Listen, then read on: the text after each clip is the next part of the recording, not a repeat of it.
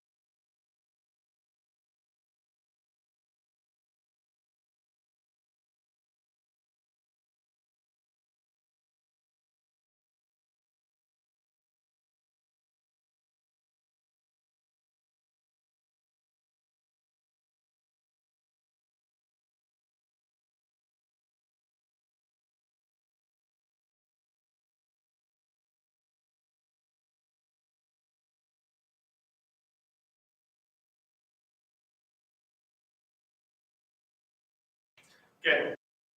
We're going to call to order the City Council meeting for Monday, December 5th, 2022. Please stand and join us for the Pledge of Allegiance.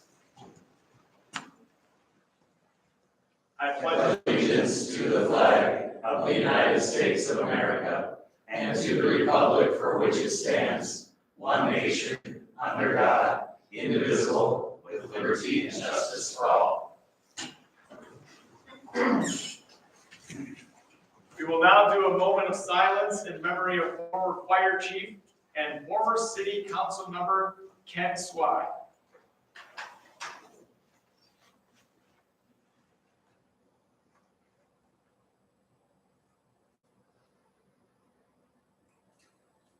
Thank you. Greg, do you want to kind of go through what Ken was all responsible for? Ken Sway served on our Two Rivers Fire Department starting back in 1964 until his retirement in January of 95. He rose through the ranks to captain and then to chief. Retired in, like I said, in January of 95. He served on city council from April of 1995 to 2003, and that included one term as city council president. Ken also represented part of Two Rivers on the Manitowoc County Board. There might have been an interruption in that service there, but in all told, from 1995, I'm sorry, that's 2013, 2003. Ken was on the city council when I was hired. A lot of people here in the community know him and certainly respect. He's also a military veteran. Saw service in Germany. Just a great member of the community and a public servant, bar none, serving the city of Two Rivers, both in the fire department, on council, and in the elected position on county board. So he was a really good guy. It was certainly very moving to see the Veterans Honor Guard and Honor Guard from our fire department and other departments today at the funeral. And we extend our sympathies as a community to Charlotte and his wife Charlotte and to Ken's wonderful family. Thank you. All right, thank you for that. Roll call, Jamie. Jeff Dalton. Here. Bill LeClaire. Here. Darla LeClaire. Here. Tracy Coach. Here. Tim Petrie. Here. Jason Ring. Here. Bonnie Sherman-Lewis. Here. Scott Stecklesser. Here. Adam West. Here. Under 5, we have consideration of any council member requesting to participate in this meeting from a remote location. Tonight we have Tracy Coach and Darla LeClaire both joining us via phone. We will make it one motion to accept them into this meeting. Looking for a motion. I'll make that motion. Thank you, Bill. Do I have a second? Tim, thank you very much. Any council discussion? Seeing none, this is a roll call vote. Jamie. Tim Petrie. Aye. Jason Ring. Aye. Bonnie Sherman-Lewis. Aye. Scott Stecklesser. Aye. Adam West. Aye. Jeff Dalton. Aye. Tracy Coach. Aye. Bill LeClaire. Aye. Darla LeClaire. Aye. Motion carries.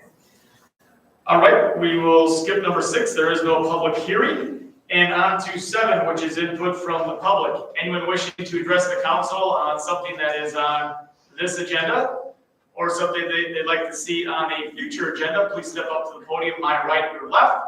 State your name and address for the record and try to speak loud because our mics are down. So we are kind of shouting over towards Greg's mic. The microphone is posted.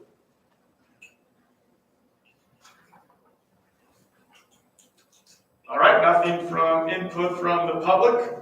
Going to 8, council communications, letters, and other communications from citizens that anyone would like to share with the rest of council. Bill. I have one. Somebody made a comment about Pierce Street, speed bump on there, that it's not identified very well, and they've hit it a few times and they forget about it. So I threw them out of the car, I guess. And there's another, I have a question. Are we redoing Pierce Street next year? That is not, it's not a budgeted item. I think we had applied to DOT for some of their bipartisan infrastructure law funding, but no, next year, the only paving in that area that we have would be repaving on Slack through the park. Now, if there was something that needed doing, like with maybe making the speed bump more of a speed table or something, probably would be fairly readily done, given that the paving contract would be mobilized. But no, as far as overall resurfacing of Pierce, nothing budgeted for next year. He said that it was painted yellow real nice a couple of years ago. You could actually see it yet, but elderly guy. Probably getting hit by all those undercarriages in people's cars and scrape all the Parts yellow are off. laying there, Yeah. making money on it. So we'll, I saw our public works director making a note of it back here, so Matt and his crews will see what we can do for next construction season. Okay, anybody else? Council Communications, yes, aye. I forgot my questions at home, but this, I can't get into my inbox. I didn't understand his question. He wanted to know why the city of Two Rivers had some sort of, did you have a truck or something at the parade? I mean, a food vending thing or something? The rec department's concession trailer was Oh, one I of the think parade. that's what it was. He was just wondering why you have it. Well, many city departments were represented. I guess police were there in an official capacity as far as, traffic control and guiding the parade. But we had fire, we had plow trucks, and that was purely to represent the rec department. It's got a really cool big logo on it, and hopefully something you'll be seeing at the beach next year. Yeah. Selling your favorite beverages. So, and I'm sorry, I probably sucked all the air out of it. You got it. My beverages. Yeah. Yeah. Scott? I have just one, just wondering if anything was going on the East Twin River Sunday morning, 5 a.m. If anyone knows of anything. It almost sounded like an ice cutter was going down the river. So I stopped over later in the afternoon, and it looks like some boat or something went down the middle of the river, and it was shining a spotlight into people's yards at like 5 a.m. I don't know what. We had a commercial vessel in and out on Saturday. Okay. Yeah, they were just curious what it was, because it woke them up and they looked out the window and there was a spotlight in the backyard. So it was the East Twin? The East Twin River, yeah. It was north of 22nd Street. It's along Adams. It's one of two things, you're either out there for muskrats or geese. Okay. They just said it was weird because the river was frozen over. I mean, not real thick. Yeah. But it was pretty much frozen over and they were cutting through. So if they had a mud motor, they could probably Got through it that way. Okay. Okay, thank you. Anything else? Jeff? I got several again. One was, somebody was asking, it's nice for your office, person, update on Spectrum. When we're using it. Several months out, like I said in the last meeting. Yep, Okay. yep, that's about as definitive as I can get from them. Spectrum, if, want to know why the light doesn't always come in on YouTube proper, and the audio, they said for the work sessions, everything seems fine, but when we come to general council meetings, it's not the same. And they weren't specifically talking about the last regular council meeting where we have to make do. Those the first two were kind of, That I don't know, Rick, if that rings a bell with you at all. What was the question? I'm sorry. Basically, not the last regular meeting because we were broadcasting Well, off yeah. your iPad, but previously concerns with the sound specifically. yeah, basically something. On regular meetings, where we'd be going off the system here, but not a problem with the work sessions. And I know from experience, having forgotten we're live casting those, that, yeah, your voice carries very well on the new mic. Yeah, well, and it could also be, I don't always have the ambient mic on. I only have it on during certain times when there are people out here or that they're not standing or talking close enough to their microphone. And that might be one of the issues is sometimes we had a council member who backs away too far and then their microphone cuts out. Honestly, that So- ambient mic probably generally for people's voice projecting works a heck of a lot nicer, picks up better than the individual ones in here. Even when they're working, which of course they're not. Okay. And then I want to know, sometimes there's delays on posting of the agenda. I never noticed it because of the others. Is the agenda on the website or Facebook? Probably both. On the website, it routinely is out there Thursday and maybe revised on Friday. But I cannot think of any time it hasn't been out there prior to, after Friday. Facebook might vary a little, it just got posted today for tonight's meeting, sometimes I think that happens. Oh, could you help me out, Jamie, is that set up to post on Mondays? I'm not sure how it's, Okay. that's a man. No, we were talking about. There might be some variability Facebook ones, there, yes. yeah. That's not a required posting either, so we don't. So it's probably not top priority, but they can go to the city's website and under government and city council, there's a spot right under there that has agendas and our packet, I believe, is on there as Yes. well. So if they want to check that sometime, maybe even on Thursday afternoon, that's probably where it gets posted first, because the big has to get posted. That might be the best spot to check. That's like, well, you usually go to the website first, then. But you don't want to do, just go Facebook. And I'll mention that to Lisa in our office tomorrow, we can talk with Jamie about it, because once it's out on the website, posting a link on Facebook is a big deal. But I expect that probably has not been consistent. Okay. I know sometimes with Facebook too, someone might post it 2 days ago, but you may not see your feed. I know a couple times I've seen them when I look, it's like, oh, that just happened today, you look, it says 2 days ago. Yeah. Oh. Yeah. That's But what- definitely, yeah, today, I think it did get posted just this morning, mid-morning. And then yesterday I was out talking to people and somebody wanted to know, the city had just, I was today at the grocery store. On the agenda, they were talking about shop local and buy local. But they wanted to know why the banners were printed in Sheboygan and Sandy Bay is being sold by Manitowoc agents. And we actually did follow what we preached. Local or we went outside of the city. When we do have locals for all of that. So that All I was can the say question, is though, that- Sandy Bay, the Community Development Authority did a request for proposals and interviewed firms and made what they thought was the best qualification-based selection. Banners, we have frequently purchased banners from a printing firm in Plymouth. City encourages shopping locally. We also try to weigh looking out for taxpayer dollars and pay attention to price is the best I can say there. I'll refer to that. And there's more that are involved, bid district, but I can wait until we get into that.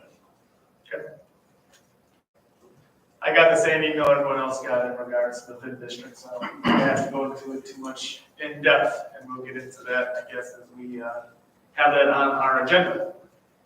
Anybody else, any other council communications? All right, seeing none, we're gonna go on to number 9. Council reports from boards, commissions, and committees. Does anyone have anything they would like to report on? I know Darla likes to have a lot of stuff, or usually I should say not likes to, but usually has a lot of stuff, so we're gonna go to the phones and make sure she's got nothing first before we go to anyone here tonight. Darla, do you have anything you'd like to report on? Thank you. Yeah, I just wanted to say, as far as Environmental Advisory Board, we had our first session of the winter educational series at the library last week. And it went very, very well. The turnout was great. And I just want to remind people that our next one is going to be on green infrastructure. And that's going to be in January. We're taking December off. But it will be in January, January 12th at 6 p.m. We'll talk about that more as we get closer to the date. And then as far as EAB with front yard vegetable gardening proposal, I did send that on. I don't know if you guys saw it, but I sent it to you, Adam, and to Greg. Yes. And so we can go in front of the plan commission. I think you guys meet next Monday, right? Yep, that is correct. We'll meet next Monday. Yep. So anyway, so we're making some strides in the EAB. We have other things on our plate. So we're going to take a break in December. That's all I've got. That's all you got, okay? Anybody else have anything they'd like to report on from boards, commissions, and committees? I have one. Yes, go ahead, Bill. From the Committee on Aging this morning, Heather Eilenfeld was running the Thanksgiving Day meal for the senior citizens. And when they got their food from the food provider. The turkey looked like something you wouldn't serve to anybody. So she took it upon herself to go to Pick and Save and get some chicken, or not chicken breast, turkey breast, pre-cooked, so that they would at least have some decent sliced turkey. And everything went really well. And one of the bright spots was Pick and Save donated the turkeys for their Thanksgiving Day meal. Oh, very nice. Good shout out to those people. And let's see, what else? Oh, they have Winter Golf League at the Senior Center, Community House, I should say. And Mike might have something to say about that. And I don't know the dates off the top of my head, but they're on the website, so. on the, The simulator's back up and running? Yes, simulator's back up and running. Got a new computer. oh, and the Meals on Wheels has frozen meals on Fridays. So if somebody needs a meal over the weekend, they get it frozen on a Friday and save it till the next day. So, Very good idea. Is that it? that's it. Good. Anybody else? All right, city manager's report, Greg. For my report tonight. Actually, first up, I'm sorry, we do have an invited guest. Our state representative Shay Sortwell is here this evening. Shay is always a welcome guest at our meetings, but he does have a special presentation this evening from the State Assembly for our soon-to-be retired police chief, Chief Kohlmeyer. Representative Sortwell, use your outdoor voice. I know you can do that. I'll try to use my outdoor voice. So before I go into the citation by the Assembly, I would just like to thank everybody, of course, for re-electing me for another 2 years. I appreciate that. And I'm going to be holding a listening session here, actually throughout the district. I'll have 3 of them, but I have one on the 15th here in Two Rivers at 5:30 at the library. So 5:30 at the library on the 15th. If anybody is interested or want to tell anybody else that's interested, feel free to stop by. And it's an open forum for you to kind of come in and just tell me what y'all think we should be working on whatever issue tickles your fancy. So that's what listening sessions are about. With that, I wanted to note the occasion for Chief Kohlmeyer. Served the people of Two Rivers for a long time, both as chief and assistant chief and a police officer. And when you have a long-time public servant, I think it's a good idea, an honorable idea to note their work. And so on that note, we did draft a citation by the State Assembly, signed by myself as well as Assembly leadership and our state senator who couldn't make it here today, Andre Jacques. So I'm just going to read it off, start off, and then present it to the chief. And then if you have questions about other stuff, we can always talk about other stuff, but that's mainly why I'm here is to honor the chief in his retirement. So, know you by these precepts. Well, first, State of Wisconsin citation by the State Assembly.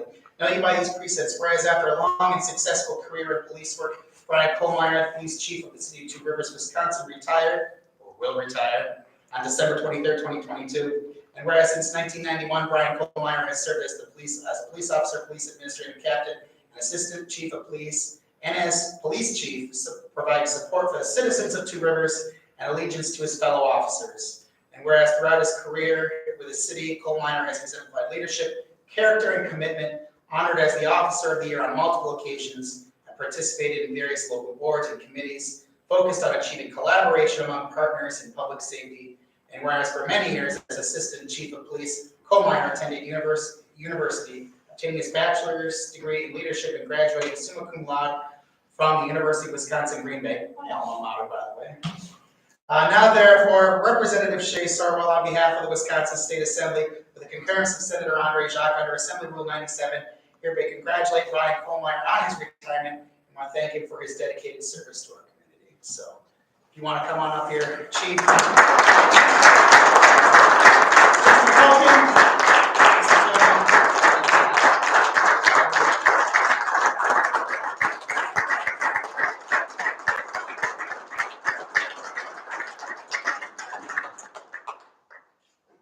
I'll be bothering the new chief soon, so I appreciate all your experience.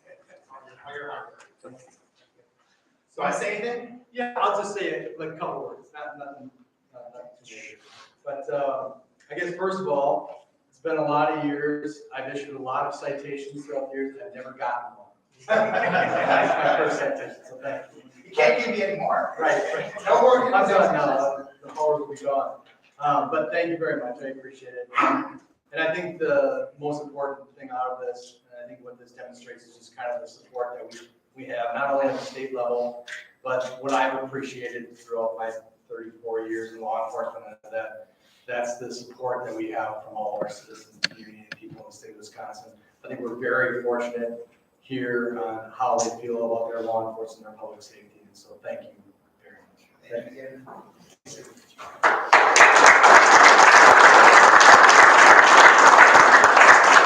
That was the main reason I was here, but I'd be happy to answer any questions you had on anything else. I will just say really briefly on other issues from the state.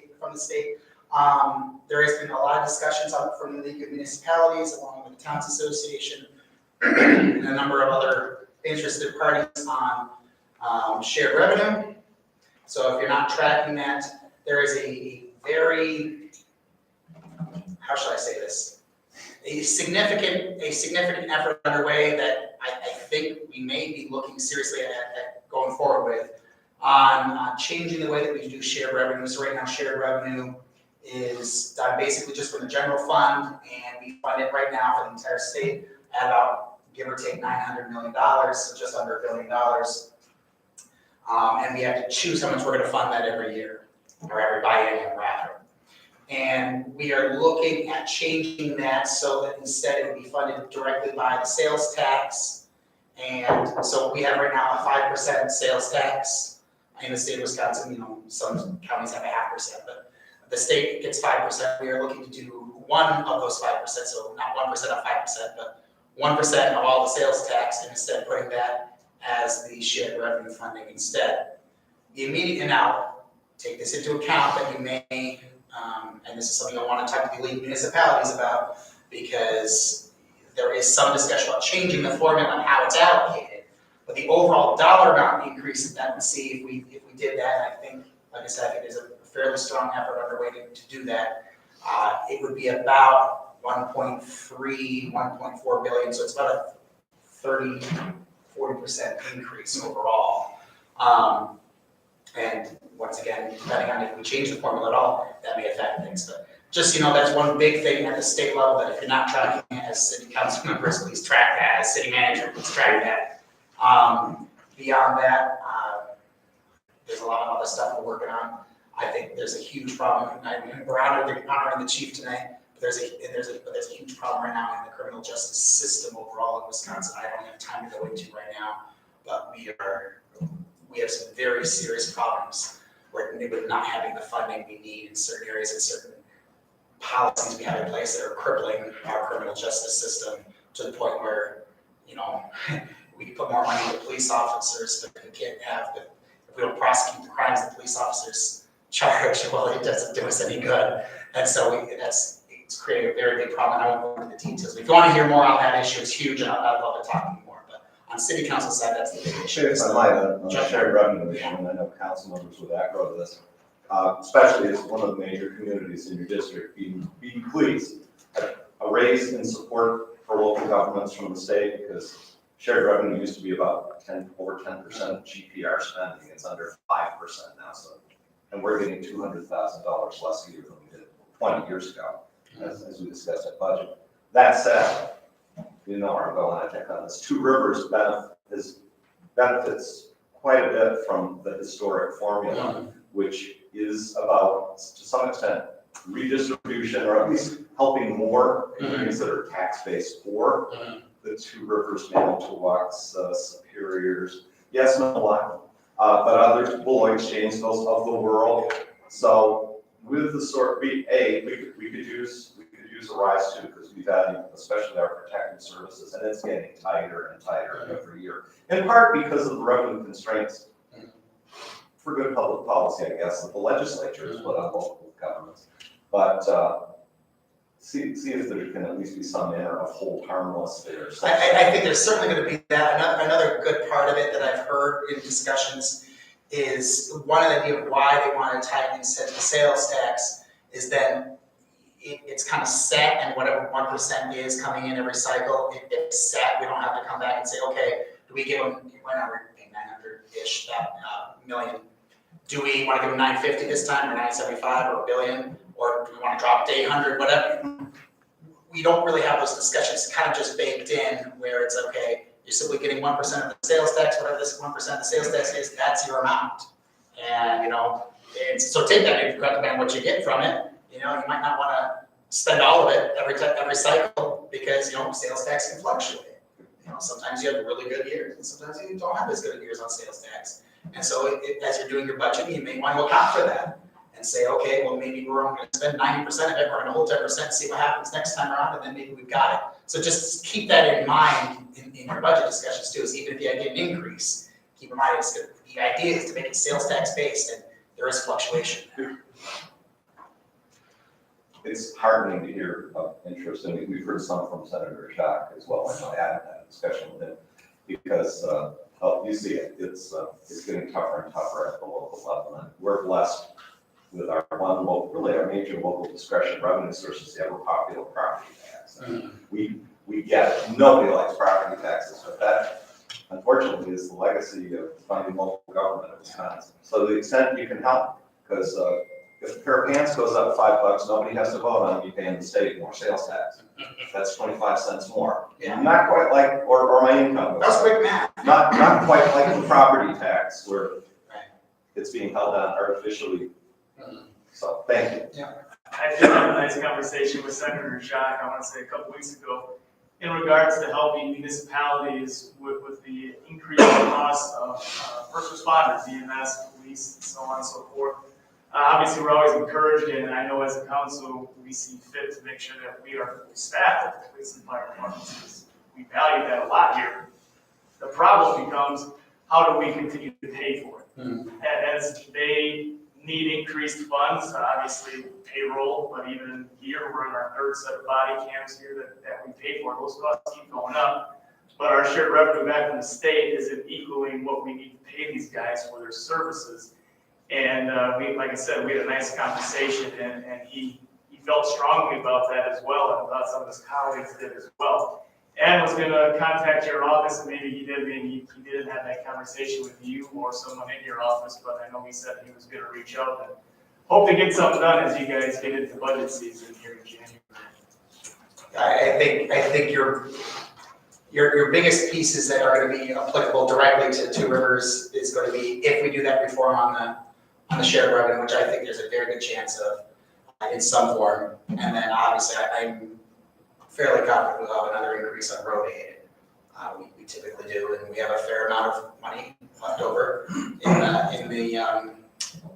in the coffers left over from the budget surplus that we're anticipating to complete. You have to be careful with that, because the economy's weird now. I don't even know what to make of it at this point, because we're definitely experiencing some pain, but it's weird. That's the part where this. So we do have to be careful with it. We don't spend it all down. And I think some of the other things that we're going to have to do also on criminal justice side, on district attorneys, and probably a new prison and public defenders and all that. That's going to be a fairly significant chunk of money too, to make sure the only way to keep our streets safe is to make sure that people who are committing crimes get a fair trial with a public defender, but also there's a district attorney to prosecute it. And so that this whole system can move through the process and end up there's a place to put them. And right now, like I said, I wasn't going to get into it, but there's 40% vacancy of correctional officers at the max prisons. Show me somebody else who can work double shifts for years on end. That's what they're facing in some of these prisons. And it doesn't seem to matter how much money we pay them, we keep increasing the pay. It's not because I was just talking about the Green Bay prison. That's probably $1 billion project by itself. I'm talking about roads, bridges. Well, okay, so when you're doing the budget, keep in mind it's not just that's just how much theoretically is going to be left over at the end of this budget. You're not budgeting necessarily about how much money you have in the bank today. You're budgeting based off of how much money you're expecting over the next 2 years.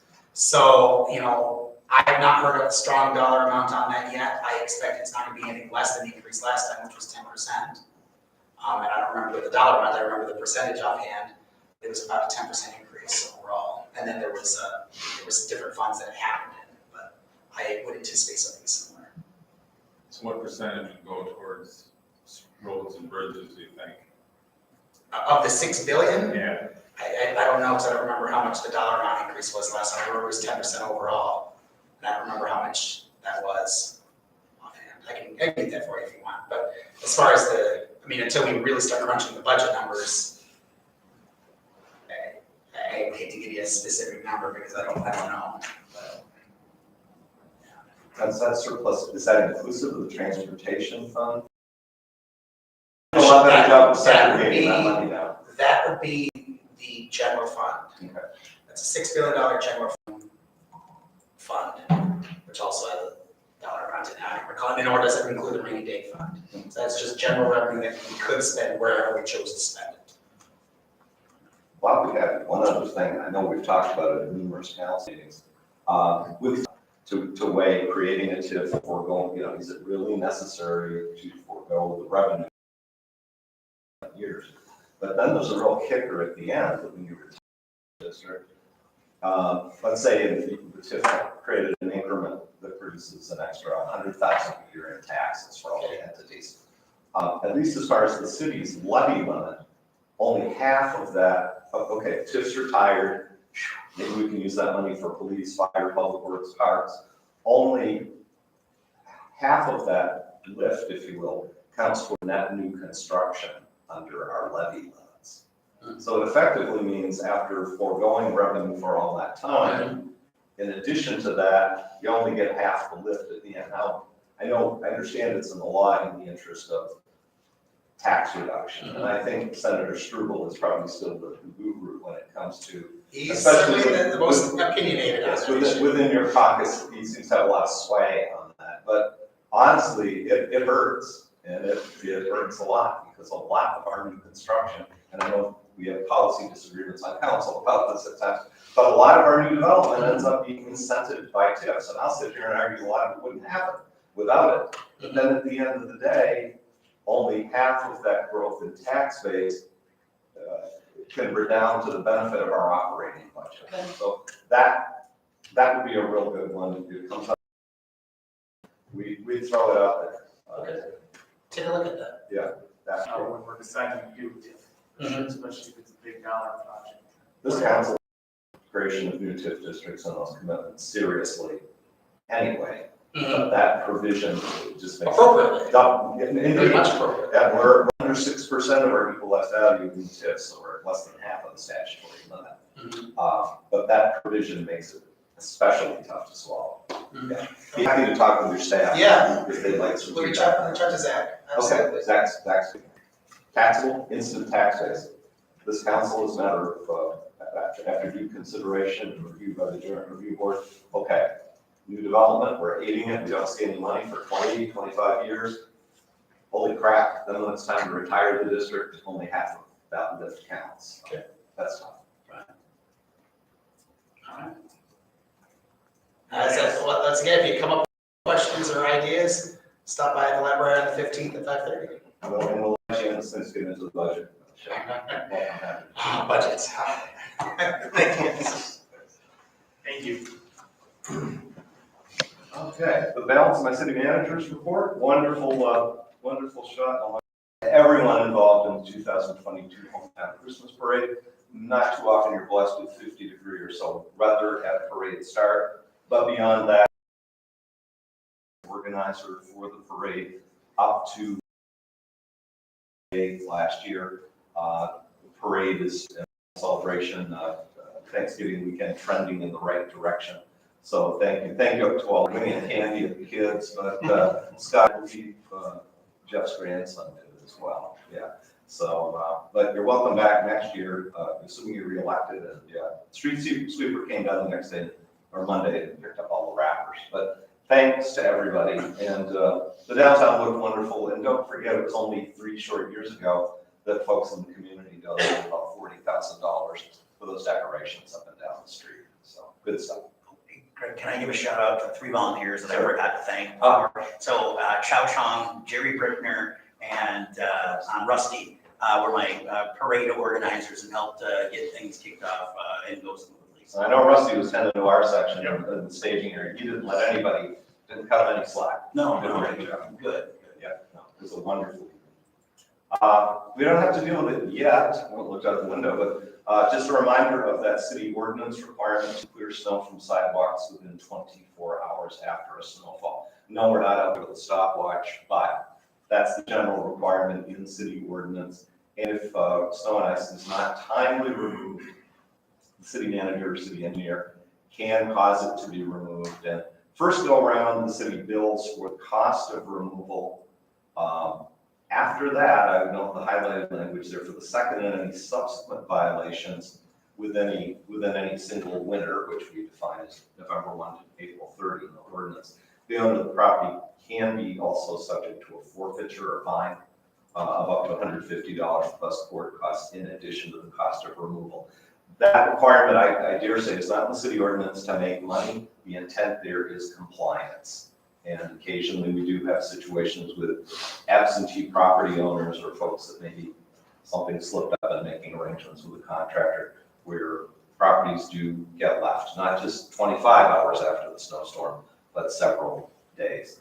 Be assured that in each case, the public works staff will go out there to remove it, photo document the situation beforehand, so there's documentation with date, time stamp for the file, and then the billing gets generated from there. And that does include clearing to the bottom of the sidewalk ramp. If you're lucky enough to live on a corner, you get 2 sidewalks.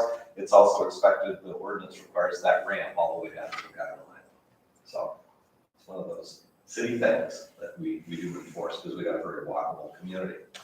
Shop early, yes, the city sometimes buys goods and services out of town, does a lot of local purchasing as well. And 'tis the season, and there's some great opportunities in downtown Two Rivers to buy locally and help support those businesses that maybe are supporting your kids' Little League team or are donors to a lot of worthy community projects. I haven't seen, Jeff Bezos donating lately anywhere in town, but yeah, support those local businesses. Just a reminder again that candidacy papers are now available in the city clerk's office for those interested in running for city council. The forms have been available since December 1, and the deadline to file for next April's election. There are 3 council seats up on the ballot, with 3 incumbents, to my knowledge, running for re-election or planning to. That deadline to file the paperwork is Tuesday, January 3. And Jamie, help me out again. The state law is you have to have signatures of at least 100 eligible Two Rivers City voters. Okay. So it used to be 200. Doesn't hurt to get 110 or 120 because sometimes you have duplicates or somebody's disqualified, but 100 is the minimum on that. Central Park West. Latest news as far as fundraising, we got confirmation last week of a $10,000 award from the Wisconsin Public Service Foundation. That was from an application that was filed through through Two Rivers Main Street, because WPS Foundation typically only funds private, not-for-profit entities. So it was clearly identified as Main Street as the designated community development, not-for-profit in the downtown area. Was applying, but the funds to be applied to the Central Park project. So we thank Main Street for their assist on that, and we thank WPS, which has generously supported a lot of community projects over the years. Project fundraising now stands at $757,400. Site and architectural plans for the project were approved by the Plan Commission actually on December 1. Sorry for the typo there. City Public Works crews should begin excavation for the stage by the end of this week. We're hopeful. And you've got that report on the status of fundraising. So speaking of shopping local, if you're interested in purchasing a paver, maybe as a memorial for someone that's not at the table this Christmas, to remember them, or as a show of support for the community in this project, they are available in various sizes indicated, everything from your basic 4x8 foot paver up to a 16x16 logo paver, which again can have You don't have to have the city logo, put on kind of family crest, corporate logo, that sort of thing. All of the pavers are being purchased through Hoffman Monument locally, and they are doing all of the engraving on them. So would encourage people. I think right now we have about 70% of the surface area for those 4 areas for pavers filled up. Honestly, if we top out before it's time to pour concrete over there, there's room for a 5th area. I think that's the sort of thing people are going to want to give for a lot of years into the future, especially memorials and special event commemorations. So they're out there. If you haven't, take a look at the display down in the lobby. Robin Powell, our city hall maintenance person, did an outstanding job with the Christmas display down there, as well as Two Rivers merchandise. Winter parking ban, again, the ordinance provides that the overnight parking ban commences in the early morning hours of December 1st each year and runs through March 15th, thank you, Chief. But consistent with last year's practice, the police department and city manager's office are working closely to keep the enforcement periods to a bare minimum. When actual enforcement is needed, either based on a really nasty looking weather forecast or the actual conditions of a storm underway or cleanup. Assume, unless you hear otherwise, the parking ban is in effect, but we are keeping these notifications updated both on the police department and Two Rivers City Hall Facebook pages. We should be making sure that if we have extended periods of open weather, kind of do what Jeff said earlier, but we should probably make sure to update every Friday at least, or otherwise you got to scroll down quite a ways. Also, it is the banner headline and will be throughout the winter on the city's website. And as shown now, it reads winter parking ban update, enforcement suspended until further notice. But that'll get updated whenever we do a Facebook update. So thanks. I think everybody works together on this. We can still have our general winter parking ban and not get into the snow emergency stuff, but not make people's lives miserable when it comes to parking on the street. That's nobody's goal. Staffing updates. We have recruitment ongoing for the vacancy for Public Works Street Superintendent. New news since the last regular meeting. Chief Denzine has announced that he will be leaving us for a new position as Fire Chief in Grand Chute. His last day with the city is January 13. And we wish Steve well there.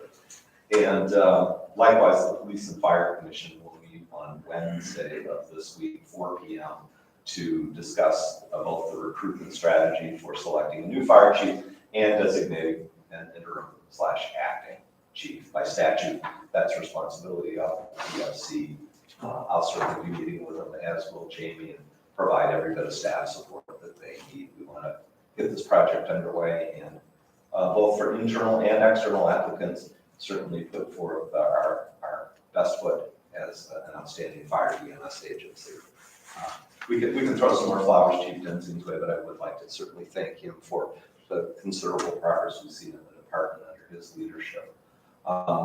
Likewise, the picture to the right is our new full-time cemetery maintenance worker, John Tusberg. John comes on board with considerable experience, specifically in cemetery maintenance, but also CDL licensed backhoe operator, very well-rounded background. John lives here in the city, some of you might know John. And he started last week, Monday, yes, or Tuesday. Wednesday, November 30th, okay, through me, as our maintenance worker, thank you. Upcoming events. It's family game night at the Western Public Library on Mondays from 6 to 7:30, which kind of rules you guys up for family fun, except maybe one or two, or me too. I'm not much fun on Mondays. But Monday evenings at the library. Also, upcoming family sledding night at Washington Park on Friday, December 16th.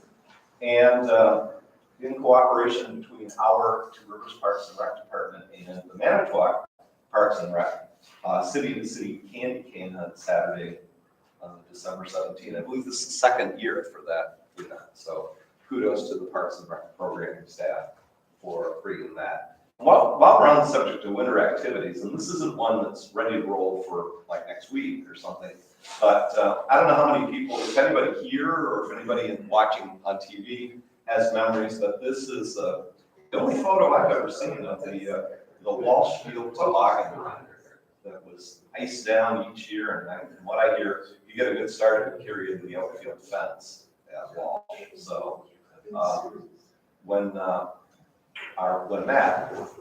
Heckenleibel, our public works director, forwarded that, I forwarded it quickly on to Mike Mathis and just said, no, haven't budgeted, not funded. We just got to do this. We just got to do this. So that, I hope that'll be the discussion in the advisory rec board and maybe council in the future. Should we bring it back in the future, knowing that Wisconsin affords excellent recreational liability protection for local government units? I was just gonna say, we check with Jack on this before we. No, in fact, Jack could very well be the first one to go down the chute. Nothing else will shut you And I'll push it. Learn out there, no one. Yeah, yeah, but, yeah, and it could be even more fun if you put a tower at the top of the hill and you know, added another 20, 30 feet. Wicked cool. Likewise, utility, we want to remind folks on various utility bill payment options. You can now pay online. You can download the phone app for My Account at Two Rivers.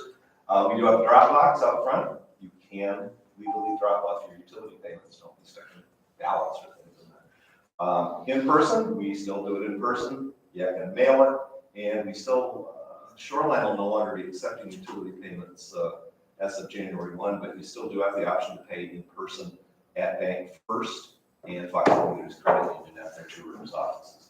And it didn't fit in the graphic, but customers can still sign up for monthly ACH payments with customer service, and that just means you still get a bill in the mail, and on the due date, comes out of your checking or savings account as authorized. So a number of options there for timely payment of those utility bills. The one on the left here is a bit of a rerun, but we also would remind people it looks like a blue Christmas there for the Precinct family, but used with permission, photos of some of the Two Rivers gear that you can purchase at City Hall, Schrader's, the Lighthouse Inn, and the Two Rivers Main Street office. I didn't do the slides, here, but in Two Rivers.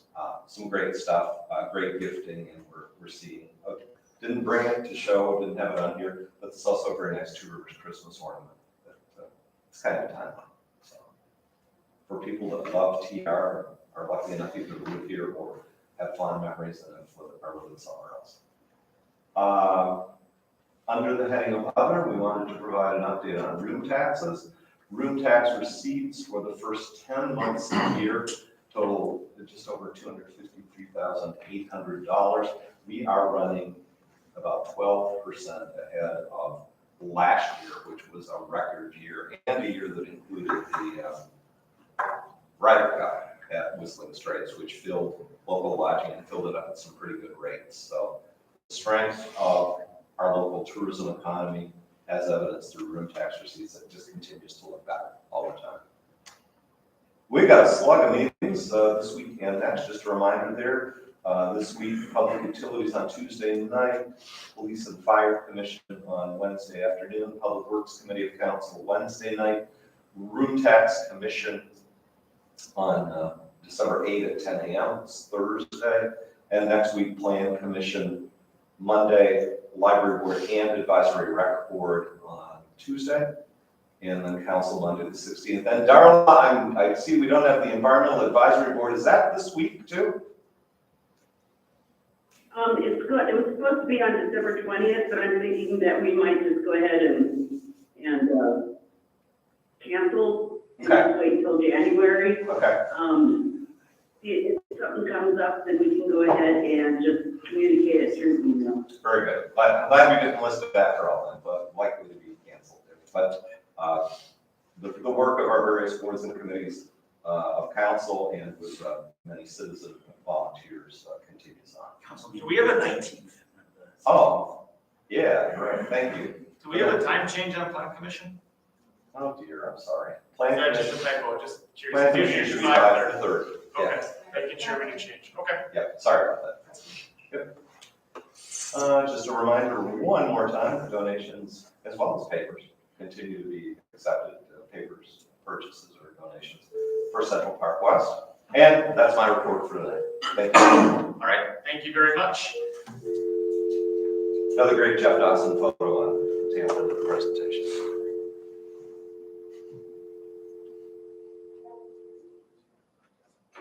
Hello?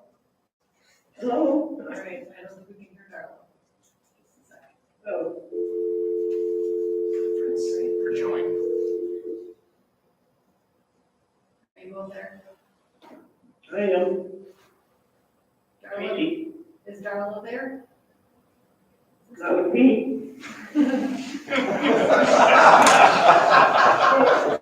His face is. Sorry about that. I was trying to talk to you and I was muted. Oh, okay. Yeah, Tracy got disconnected. Okay, we got you both, and that's good. That's what we're hoping for. All right, on to Did I the, hang up on it or something? no, I think we lost Tracy. Tracy called back in. Oh, okay. Yeah, Yeah. so we got you both now, so. Thank you. Yep, on to number 11, which is the consent agenda. Under A, we have a presentation of minutes. There are two. The city council regular meeting for Monday, November 21st, 2022, and the city council work session of November 28th, 2022. Recommended action is a motion to waive reading and adopt the minutes. Under B, minutes of meeting, we have one, which is the Business Improvement District for November 28th, 2022. Recommended action, motion to receive and file. Under C, applications and petitions, we have two.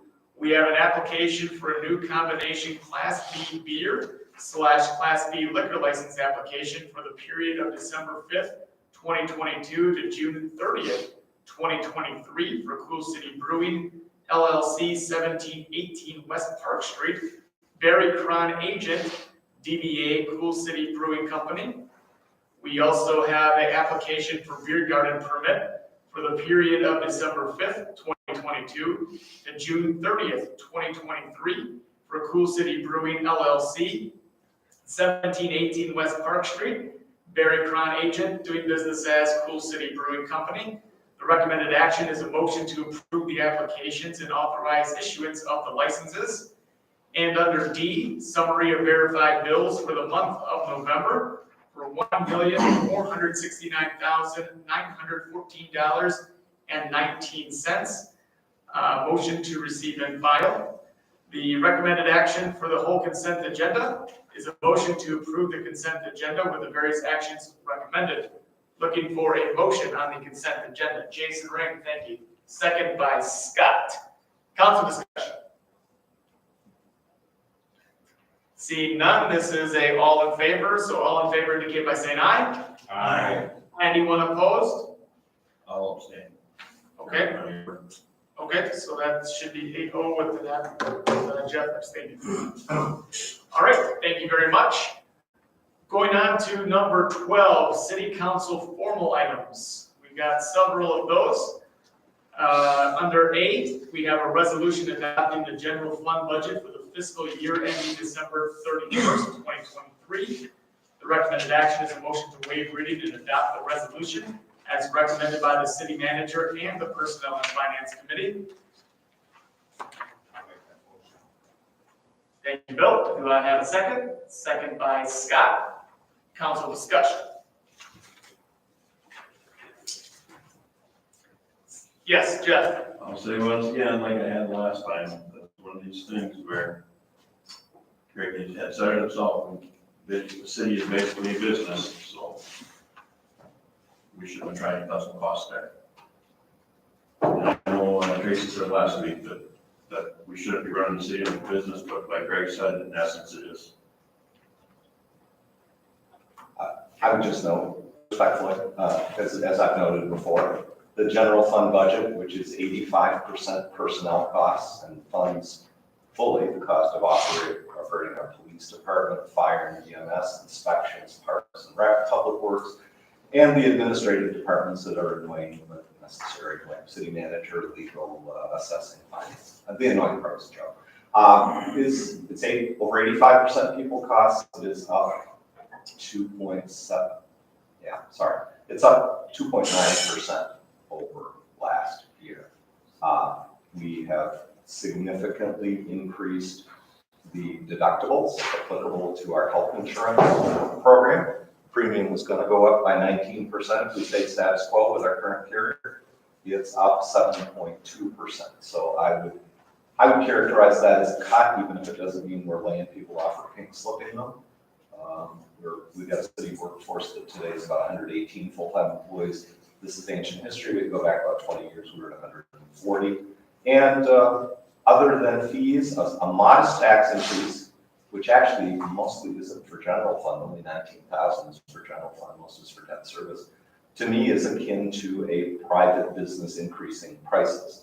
And I hear what Jeff is saying, and I do agree in a lot of ways we should strive to operate like a business, although there are other considerations that we can't move labor to Mexico or China too easily for our services, one of them. But I seem to notice a lot of businesses raising prices too. And that's what's driving inflation, and the city's not immune to that. So just a counterpoint on that. Yeah, and Jeff, I always agree with that statement as well. Not that we shouldn't operate as a business or operate as a business. That's neither here nor there for me at least, but I want to see taxes down as low as I can get them to. And the fact that we only raised our personnel part of the budget by 0.87, I think is what it was. I think it is hats off to us and city staff for finding alternative ways to pay for things, including help with the health insurance. The majority, the just over 2% is borrowing from within the last 10 years, stuff that we can't do anything about. A lot of that was borrowed before I got here and before you got here. I mean, that's 7 years of borrowing before I was here. That's 8 years of borrowing before you were here. But don't forget, we also borrowed quite a bit more last year, not knowing what we were going to be able to get and not knowing where the prices were going with the way the economy was headed. So we actually brought our borrowing down. Unfortunately, interest rates this year, as we brought our borrowing down this year, interest rates took off this year. So it's not going to be much relief, but we brought it down significantly this year from, I think, 2.1 last year to 1.8 in borrowing. So I look at that as a win as well. But I mean, inflation's hurt. There's no question about it. We got to take care of our employees and our good customer service. But I agree. I don't like to see the increase either, but really our hands are tied. It's not like we're throwing unneeded money at people, or we're really doing whatever we can to keep the people here. Any other questions on budget? All right, seeing none, we'll go vote. Tim Petrie. Aye. Jason Wade. Aye. Bonnie Shinny Lewis. Aye. Scott Steinmetzer. Aye. Adam Leskey. Aye. Jeff Dolke. No. Tracy Coach. Aye. Bill Leclerc. Aye. Darla Leclerc. Aye. Motion carries. All right, thank you for that. On to B is a resolution adopting budgets for other funds, which are capital project funds, special revenue funds, and utility funds for the fiscal year ending December 31st, 2023. Recommended action is a motion to waive reading and adopt the resolution as recommended by the city manager and the personnel and finance committee. Looking for a motion on this. I'll make that motion. Thank you, Jeff. Second by Bonnie. Council discussion. Again, this is one here where we dropped it down by about $300,000 from where we were last year as far as future borrowing. The interest rate doesn't look so pretty, but that's also out of our control. But we also need to reinvest in our city, and that's where a lot of this money comes from, is capital borrowing and special revenues. Any other comments on this one? Just that we did put it on time for that track, We did. and get it where we got it. Significant time. Yeah, This resolution, as you noted, includes all the various utilities or enterprise funds. And just for the 15th time, I'll just state there are no rate increases proposed or anticipated for 2023. So For user fees and such, as you Yeah. see, utility. yeah, those utility budgets total $17.2 million. It's a big part of it. And probably the part of our city government that's most like a business out of all of them. So just worth pointing out. Okay, no further comments. We'll go vote. Jamie? Jason Wade. Aye. Bonnie Shinny Lewis. Aye. Scott Steinmetzer. Aye. Adam Leskey. Aye. Jeff Dolke. Aye. Tracy Coach. Aye. Bill Leclerc. Aye. Darla Leclerc. Aye. Tim Petrie. Aye. Motion carries. All right, thank you guys. On to C, resolution adopting debt service fund budget for the fiscal year ending December 31st, 2023. The recommended action is a motion to waive reading, and adopt the resolution as recommended by the city manager and the Personnel and Finance Committee. Looking for a motion on that. I'll make the motion. Thank you, Scott. Do I have a second? Thank you, Bill. Council discussion. How much here we got to pay down? Just color commentary on that one. Yes, the recommended borrowing for next year is down. This fund basically funds just about entirely for property taxes. A little money gets transferred in from the TIFs, which is property taxes in another form. We have some general obligation debt that is funded through the utilities, not much. But it also reflects, just so folks know, because debt, when you hear about it at the federal level especially, is one thing. Often it's funding their operating budget. Here at the local level, it's about funding capital equipment and infrastructure. Virtually all of our debt is 10-year duration. So I would argue while that may make steeper payments, it's fundamentally conservative. We just bought a new $1.2 million aerial platform truck for the fire department. That'll have about a 30-year life. It's being paid for in 10. Our street projects, except for the utilities where we usually do 20-year borrowing, are paid for in 10. So we have a very aggressive payback, and yeah, this budget is up, I want to say about $130,000 over last year because of increased debt service payments. But bear in mind, all of those debt service payments represent recent years infrastructure work at interest rates in the 2 to 2.5% range, which I'm afraid it's going to be a long time before we see that again. Thank you. Any other discussion? Yes, Jason? Yeah, that's one of the first things diving into the budget and seeing just how much of our tax dollars going to paying off debt. And it's something that I'm learning as a council person is part of what we do. But that'll be something that I continue to look to and strive to see the city see this number paid down and see that be a lesser part of our expenses every year. So I appreciate the work that's being done to keep those numbers down there. But it will continue to be a focus going forward. So. Yeah, it's one of those things that are always going to be there, unfortunately, because that's the only way we can buy and pay for stuff with limited resources and money we get back. So yeah, there's always going to be, unfortunately, that. I don't think always. I think there's this grand scheme that says eventually we find a way to get ourselves out of debt, like every individual. I think there's a way. There must be. You might wait a long time to buy a house with cash.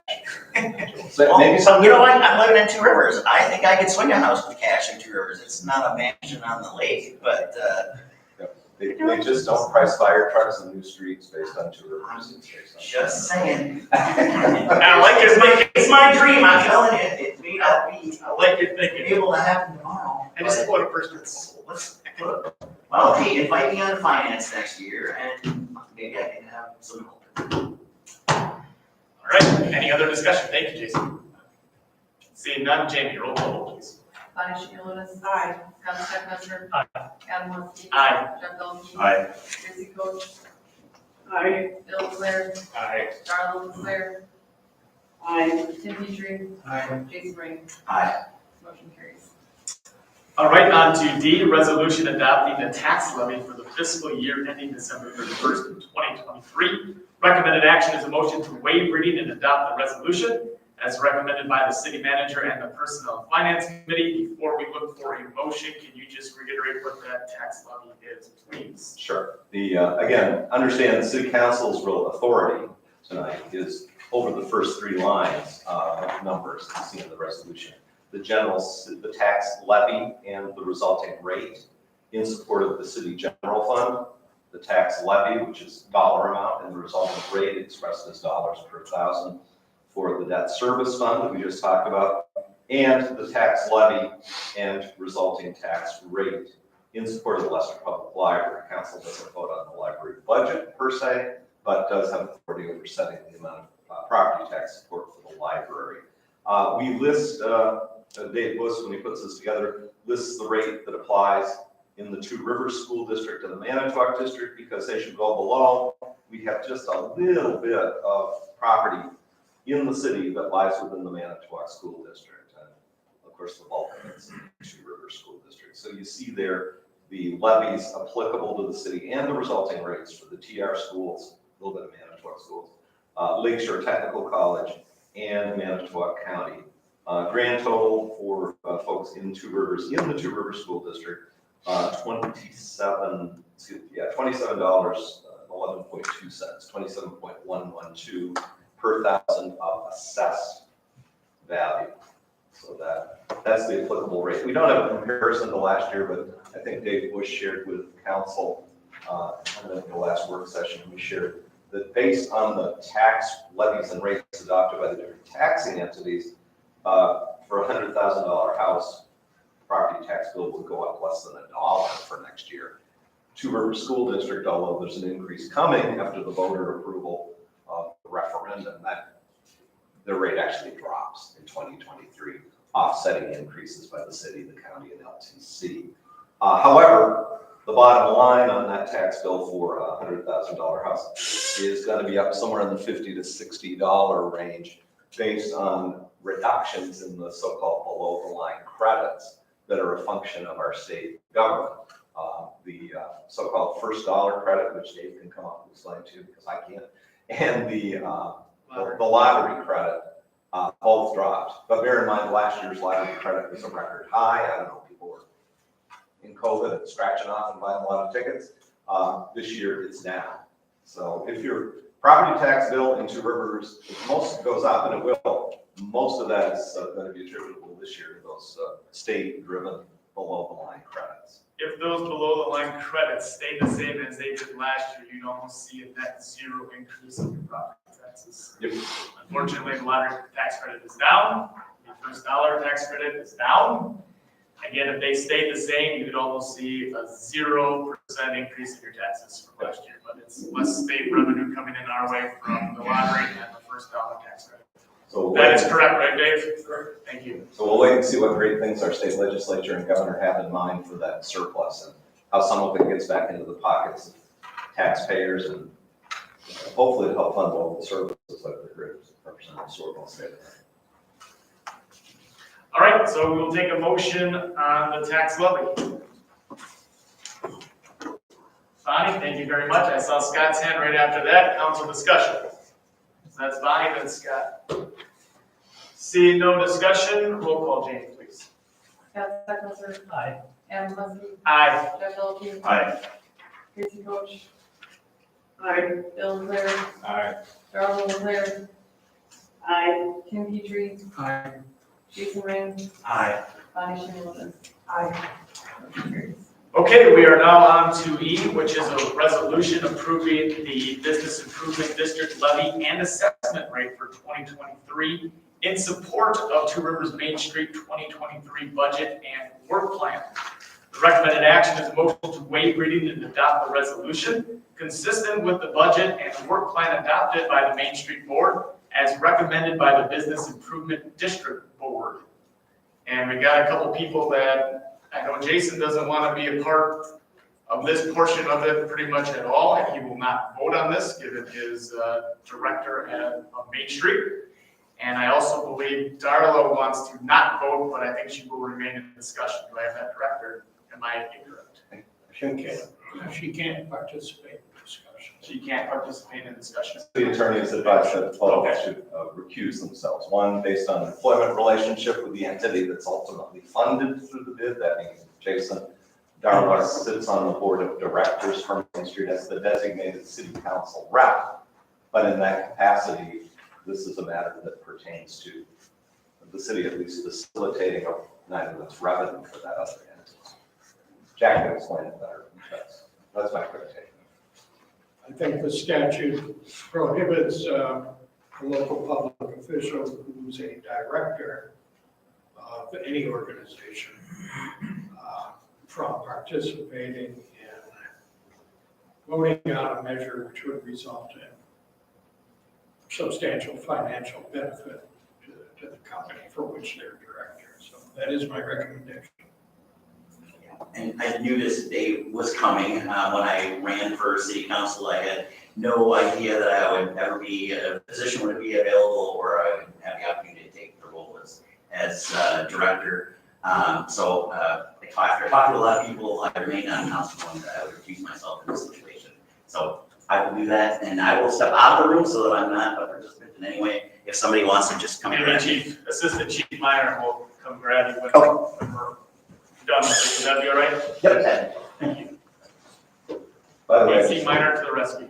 I just mentioned, Council President, I sit on the Two Rivers Main Street Board. There's a seat on there for the city manager. Obviously, I don't have a vote on this issue, so just facts. Yes, thank you. Happy to present relevant facts. Okay, so before we get into discussion of my council, I do need a motion. I'll make that motion. Jeff, have a second. Thank you, Tim. Council discussion. Again, this will be from taking the bid assessment at the rate of 1.425, where it stands now, per $1,000 assessed value, subject to the minimum assessment of $100, and bringing that up to $2 per $1,000 assessed. And this pertains to the bid district, which is the business improvement district, basically downtown, and kind of shoots out to a T alongside 22nd Street. Did I miss anyone there? Okay. It's a fat T that takes in properties along Adams and Jefferson, Adams and Monroe and Jefferson. Absolutely no residential zone businesses are part of this. It is And it goes down to Pick and Save and Piggly Wiggly, correct? Correct. Yes. The lighthouse and stuff. But I, That's kind of the borders of But it. I don't see the pig on the list. I think it's listed as another corporate entity. Yes. But, Okay. yeah. If I might, just for some historical background, because there's been a lot of discussion out there, and I know this is new to a lot of people. The Downtown Business Improvement District was established following the required public hearing by the Plan Commission with notice to everyone in the proposed district. It was created in 1996, and it became effective with tax bills that went out in 96, the line was added. And it appears separately on the tax bills for the 100+ properties located in the Business Improvement District. The original operating plan for the Business Improvement District specified that it was to be used for support of a Main Street program or a similar program for the benefit of downtown Two Rivers, economic redevelopment in that district, for basically the economic health of that district. At the time that it was created, Two Rivers had not yet been named a Wisconsin Main Street Community, which is a designation by the agency that's now the WEDC, Wisconsin Economic Development Corp. But the intent was to pursue that designation, and that was attained shortly thereafter. It is permissible for cities to create business improvement districts. It essentially provides for a special assessment within a designated area. It is fairly common practice for that assessment to be for the support of a downtown development or redevelopment entity, sometimes a city government entity, sometimes a private 501c3. Talking to the director of the state Main Street program, out of roughly 30 designated Main Street communities in the state, 15 of them presently have business improvement districts that are funding part of their Main Street program. Typically, the funds are going from the city, as authorized by the bid board and council, to a private not-for-profit entity. There are a couple of cases, I understand, where the local Main Street entity is a sub-entity of city government. Most common, in Green Bay, it's on Broadway Inc. It's not Green Bay Main Street Inc., but on Broadway. Other communities not too far from us that use business improvement districts to help fund their downtown Main Street programs are Sheboygan Falls, Port Washington, Fond du Lac, on Road Ribbon. There are different ones around the state. So the original bid operating plan set forth the boundaries of the district. They've never been modified. Might make sense to look at those at some point. It also established that the assessment rate would be based on the assessed valuations of properties for tax purposes. The statute doesn't require that be the mechanism. It's what most cities do as far as their bids. Some though, say, okay, this is the budget need, say it's $30,000. Now let's back out how much needs to be charged to each property based on assessed value to determine. I saw one recently that is based on linear footage of property within the district. So you're not limited to using ad valorem, an ad valorem basis or based on the value of the property. Annually, the Main Street Board develops a budget, identifies the portion of that budget that they're requesting come from the Business Improvement District assessment. That budget is forwarded to the bid board, the Business Improvement District Board, which is a board that this council approves the appointment of. I come to you periodically with the recommended appointments. So people on the Main Street Board, many of them are stakeholders in the district and are voting on a budget and a recommended levy that they pay. The 7-member Business Improvement District Board is made up entirely of downtown, within the bid, property owners and business owners, and they likewise vote and forward their recommendation to City Council. So this comes to you tonight for like the 26th year of the existence of this district. It comes to you on recommendation of the board for Main Street, a 501c3, as reviewed and further recommended by the Business Improvement District Board, which is an entity of the city made up of 7 people that are all property or business owners within the bid. As has been our practice in the past, accompanying the resolution, you do have the minutes of the November 28th bid board meeting, a copy of the Main Street budget, both summary and that line item detail, as was furnished to the bid board. Ultimately, this is at council's discretion. The assessment rate for this district, I want to say it's been $1.42.5 since the beginning, or it might have started at $1.43 and somehow went down half a cent, but. 2007, right? 2007. It hasn't gone up since 2007. Right. I don't think it's gone up much since its inception. Thanks, Mr. Reed. So it is recommended for an increase this year by action of the Main Street Board and the bid board from $1.42.5 per thousand in assessed value to $2, with the minimums and maximums that Adam referenced, and those have been in the plan since day one. $100 minimum per parcel in the district, $2,500 maximum per taxpayer. So if you had an entity with multiple parcels like Thermo Fisher used to have, it's still a maximum of $2,500. I believe there are currently 5 businesses that hit that max. Quick Trip, the Lighthouse Inn, Cobblestone, Four Seasons Partnership, which is Pick and Save property. Walgreens maybe? And Walgreens will hit the $2,500 max under the rate as proposed. At the current rate, they're a skosh under that max.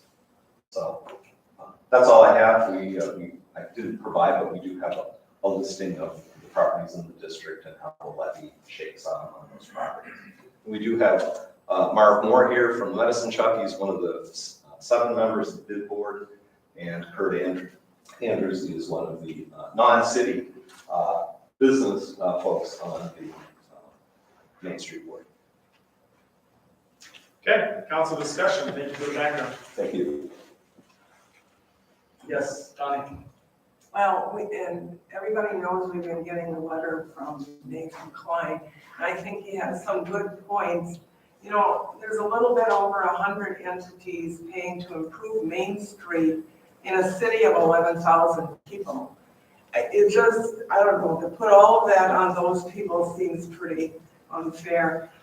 And there's certain, I forgot my questions at home. Lucky for all of you that I did. And but there's some stuff that stood out to me, like incoming filling vacant storefronts. And I guess what bothers me the most is of all the people paying in, only some people get the benefits. That's what I think is bothersome. Because I didn't know my family owns property I will not get benefits out of this. That's why I'm voting for it, because I got mad at them and I quit claiming my part of the inheritance. So that sells, I won't get anything out of it, but I will defend them. My mother died shortly before this happened. I didn't know my father had gotten this. I didn't know any of this until I became power of attorney. And I'm like, I don't remember him getting any letters inviting him to the yearly whatever. And I'm telling you my experience, because if I'm thinking, well, if that happened to us, I wonder if it hasn't happened to other people within this bid district. And even before this happened, I've always made the decision I will not vote to ever raise what these people are giving to your bid district. I wish that they would think of a different way of funding, not downtown. It seems like something could be done. I don't understand, shouldn't the Main Street be making some profit off of the events that are happening? A lot of those events weren't even started by Main Street. It was almost a gift to them that some individual from Two Rivers came up with something and then Main Street took it over. I realize this is only my opinion, but I don't know, I think this should be rethought. And I don't remember seeing Main Street minutes when we have our minutes, not from the Main Street board. And I think maybe we should. They have monthly meetings, and I don't think it would hurt us to see that. But I guess I'll finish. I'll be voting no. That's certainly a fair request on the minutes. I would just point out, Bonnie, events, there are revenues associated with events, and just to, bear in mind, you're looking at a total budget proposed next year of $156,818.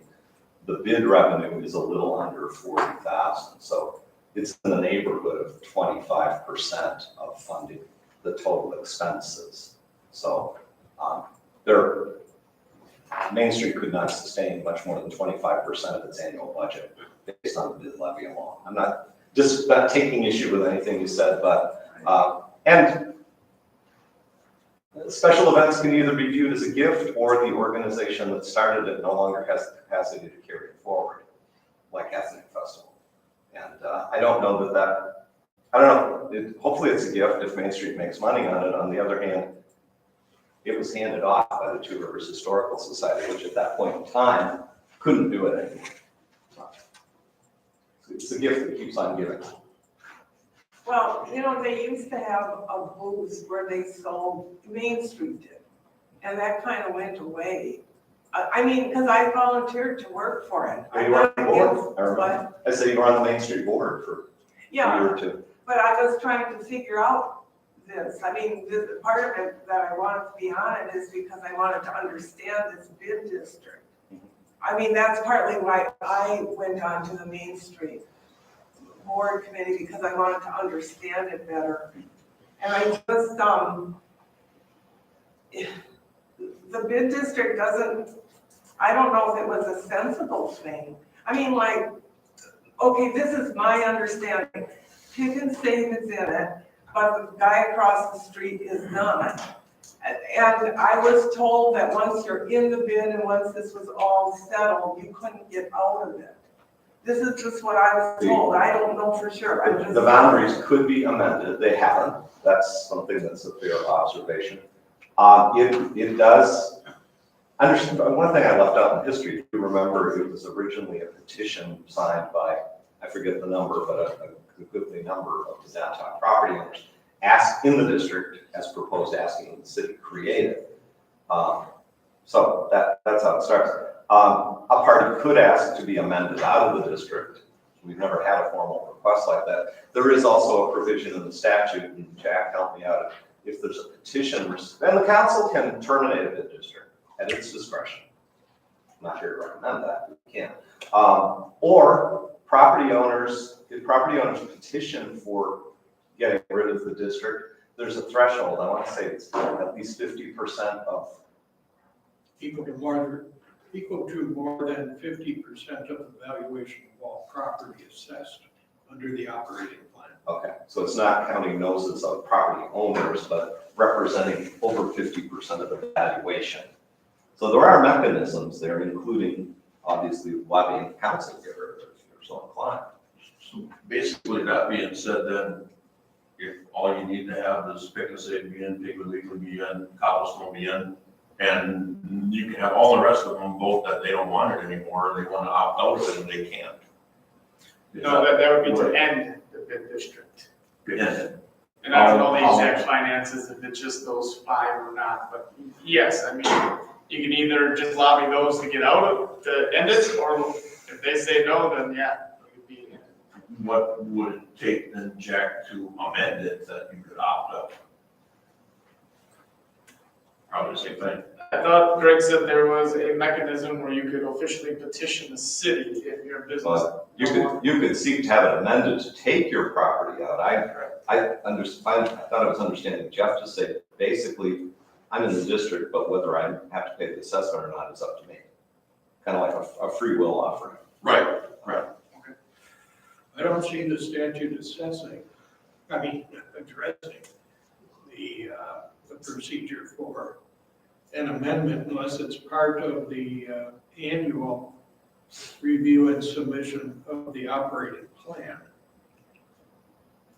which has to be done each year by the bid broker.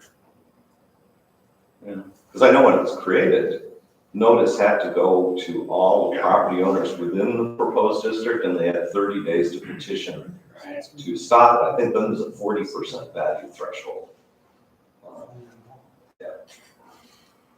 I can research that and report back. I don't see it in the statute. Could you do that and send an email?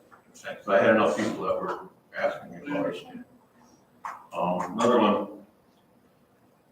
I can't justify saying yes to this when they already projected themselves to lose $2,000 this year, yet want to give the director a $6,000 raise. That is, to me, it's just asinine financial. Actually, I think they're paying the director less than they paid the last director.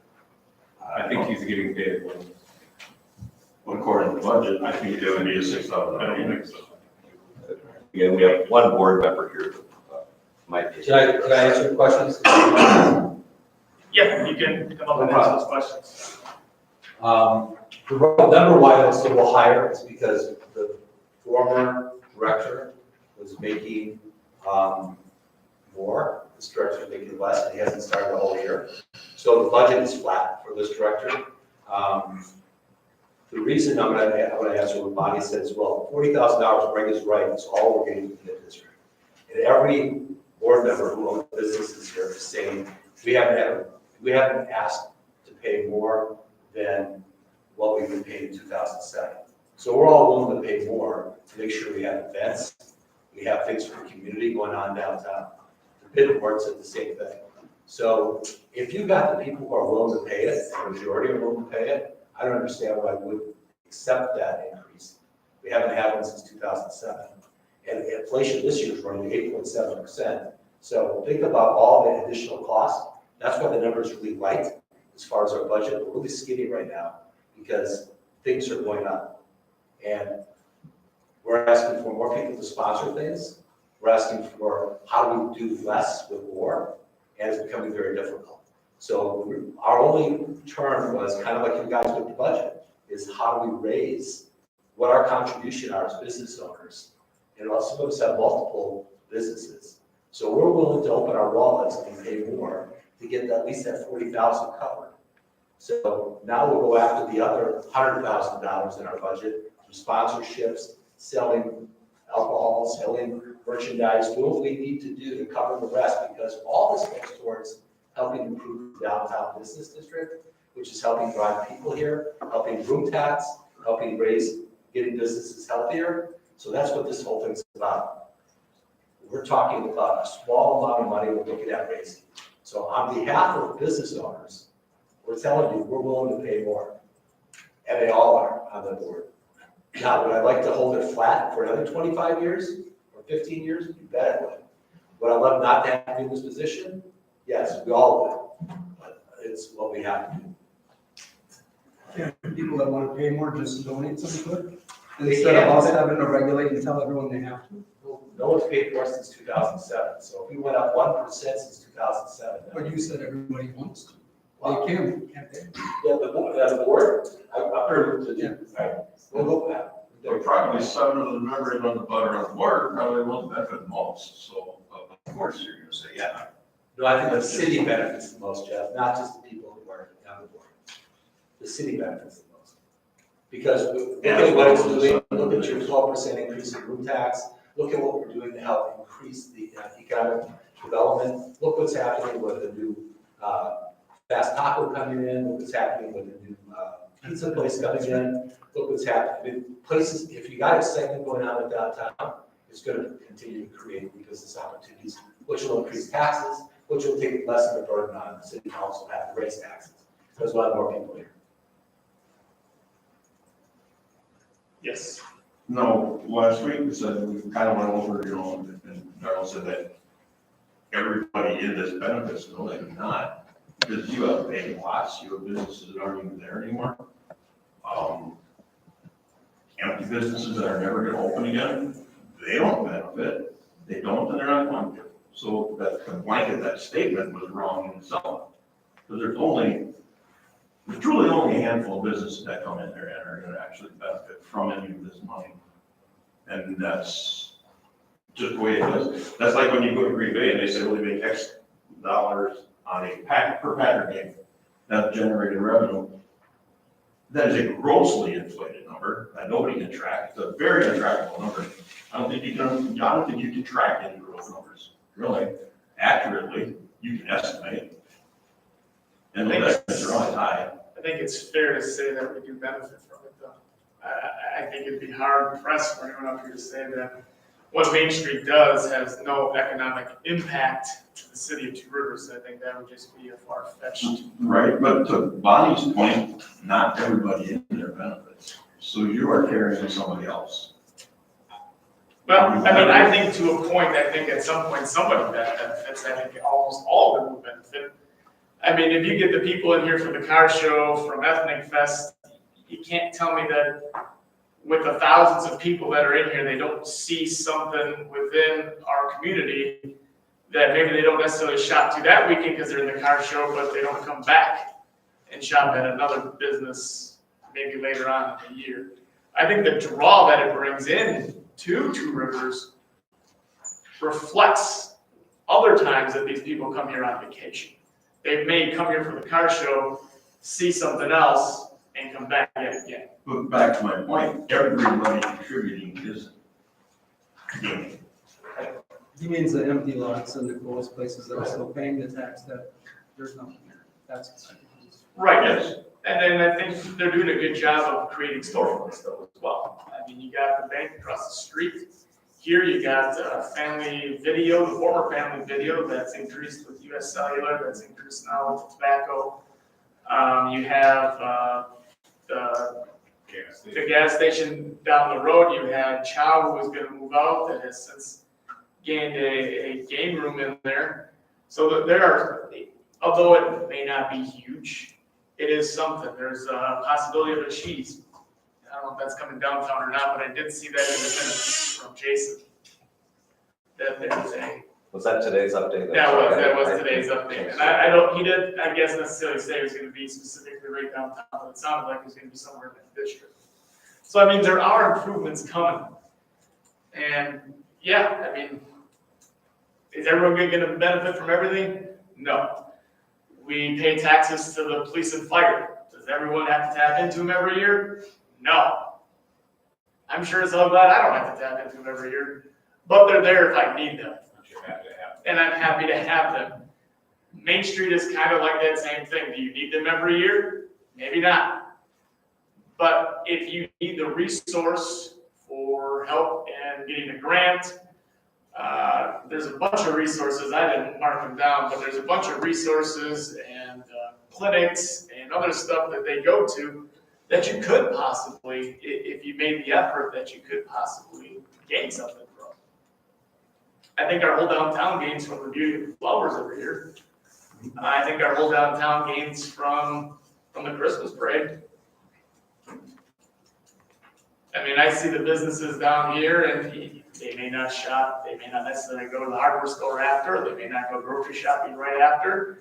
But I bet if you talk to most of the bars and restaurants downtown and the shopping places on that day, I would say they all benefit. Even places that aren't probably downtown probably still would benefit. I bet Patsy's, it doesn't sound like they're in the district, I think they still benefited on that day. As will Fast Taco in the north end once they get situated, But they won't be taxed. but they will not be taxed, but we're asking if the whole city's benefit. What about the people that are being taxed that don't have any business? You mean that They they have have an empty lots lot? in the. Right. That's what I'm getting at. Again, I'm really not my place to take part in the debate, but if I owned a vacant lot, I'd sure as heck rather own, and assuming I'd want to convert it to cash or see it redeveloped, I'd much rather own a vacant lot in a vital, active, thriving downtown than a vacant lot in Newark or, some destitute, abandoned downtown.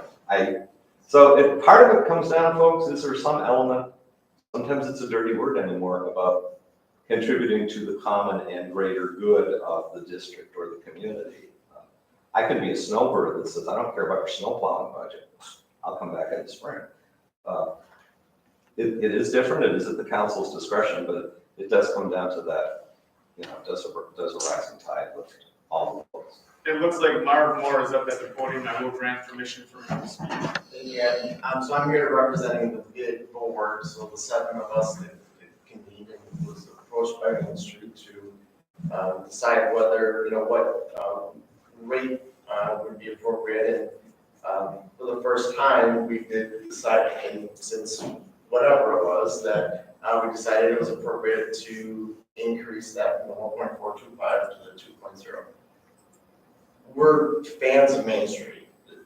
The business owners that were gathered at that meeting decided that this was a good time to invest in ourselves, in our downtown area, in Main Street. Ethnic Fest, car show, trivia contest, Brew Dash, the Christmas parade. There's events just about every year, every month from March through November that Main Street puts on. That brings thousands of people to downtown Two Rivers. I'd have a hard time arguing that not every single business owner, property owner in downtown Two Rivers has some benefit from even one of those people coming in. And we're talking about thousands of people that are coming in from outside of our community to come to Two Rivers. Okay, we have a great community here. I'm not from here. I wasn't born here. I wasn't raised here. For some people that maybe have never been outside of Two Rivers, you maybe lose sight of the fact that this is a great town. And what makes it a great town is that the people that are here are part of the community. We're safe, we're clean. It's a great place to raise a family. And when you bring in thousands of people to see what we have to offer, that's how you drive population. That's how we get new people here. That's how we get new businesses here. And without Main Street doing what they do, we lose all of that. The business owners that are part of the bid agree that Main Street is heading in a great direction. We believe that the new director is already communicating great with all of us. We like the direction that Main Street is heading in. We've had some lean years, okay? Some of the events over the last few years haven't had the draw that they have. No event has, okay? So we need to make up a little bit of that. The bid board last year brought up the idea that we wanted Main Street's office to be not up here where nobody knows what they're doing or can see them. We wanted them down on Main Street, and that happened. There's now an office on Main Street. That is a great draw. I think it's super important that we have that visibility on Main Street. That comes along with extra costs, okay? When Main Street approached us and said, we would like you to agree to a higher rate. Again, we thought this was a great time to invest in what Main Street is doing. This isn't necessarily set in stone for the next 20 years. Next year, if Main Street, the bid board will meet again, and we will review what Main Street's done this year with that extra money. If we don't feel that that funding has been used appropriately, we can go back to 1.42. We're not setting this in stone for the next 20 years. I think it's worthwhile to make a 1-year commitment. And again, like Greg said, this is sort of a greater good. This is investing in ourselves. This money isn't going, I know nobody wants to raise taxes. I understand that, I get that. But this money isn't going to a black hole in Madison or DC. This is money that's staying here. And I think the business owners that were on that committee said, this is the time to, we're talking about the average bid business, the average per bid owner is gonna pay about $100. I think if we all throw in $100, give or take, I think it's a very small ask, knowing that it's gonna improve the entire downtown, it's gonna improve the whole city. And I appreciate what you guys are looking out for, you're looking for out for the entire city. This money improves the entire city. Yes, it also helps Main Street businesses, but it helps us all. And I don't think it's too much to ask the businesses to contribute a little extra to see what Main Street can do and continue to do the things that they're doing. I'm gonna have to answer any questions. Then it should be fair that if it's voluntary, then since you're not making your empty lots pay. That's what my whole point for this all was. There's so many out there that. You know, the thing is though, it's up to the bid, what they want to do, okay? And if they want to have the raise, we should give them the raise. We should agree with it, because if they disagreed with it, I think this room would be full of people who disagree. And we have two people that, okay, but they knew about it a couple weeks ago. And if it was that serious of a thing, I would think there'd be more than 2 people that are totally for it than the few people that were against it. But were there 119 letters sent out to everybody? That's beside the point. I would think, since there's 2 guys for it and nobody against it, I think it's no brainer for us. And it's what they want, okay? Jeff, it's what they want. They're paying for it. No, Bill, not ever, there are people paying for it. You're right, there's some people paying that are in the Not bid. getting benefits, and that was the point, Maybe guys. we should We're not, consider. Okay, let's not interrupt and be rude to each other, let each other get their points across. it isn't, we're glad that you all want, most of you want it, and it would benefit you. I wasn't gonna say this, but we tried to sell our property, almost shortly after my dad died. And the city gave such grief to the guy, he said, I'm not gonna deal with this. That's not gonna happen with you guys. You get all this money and you're behind each other and you're on the main street. All I'm saying is, you know what, if 2 or 3 people aren't happy, let them get out. That's all. Maybe that's my point. I really wasn't thinking about what my point was. I think Elizabeth wants to speak as well. I just wanted to step up because I know that Greg is on the board, so I am not, and I just wanted to advocate on behalf of community development.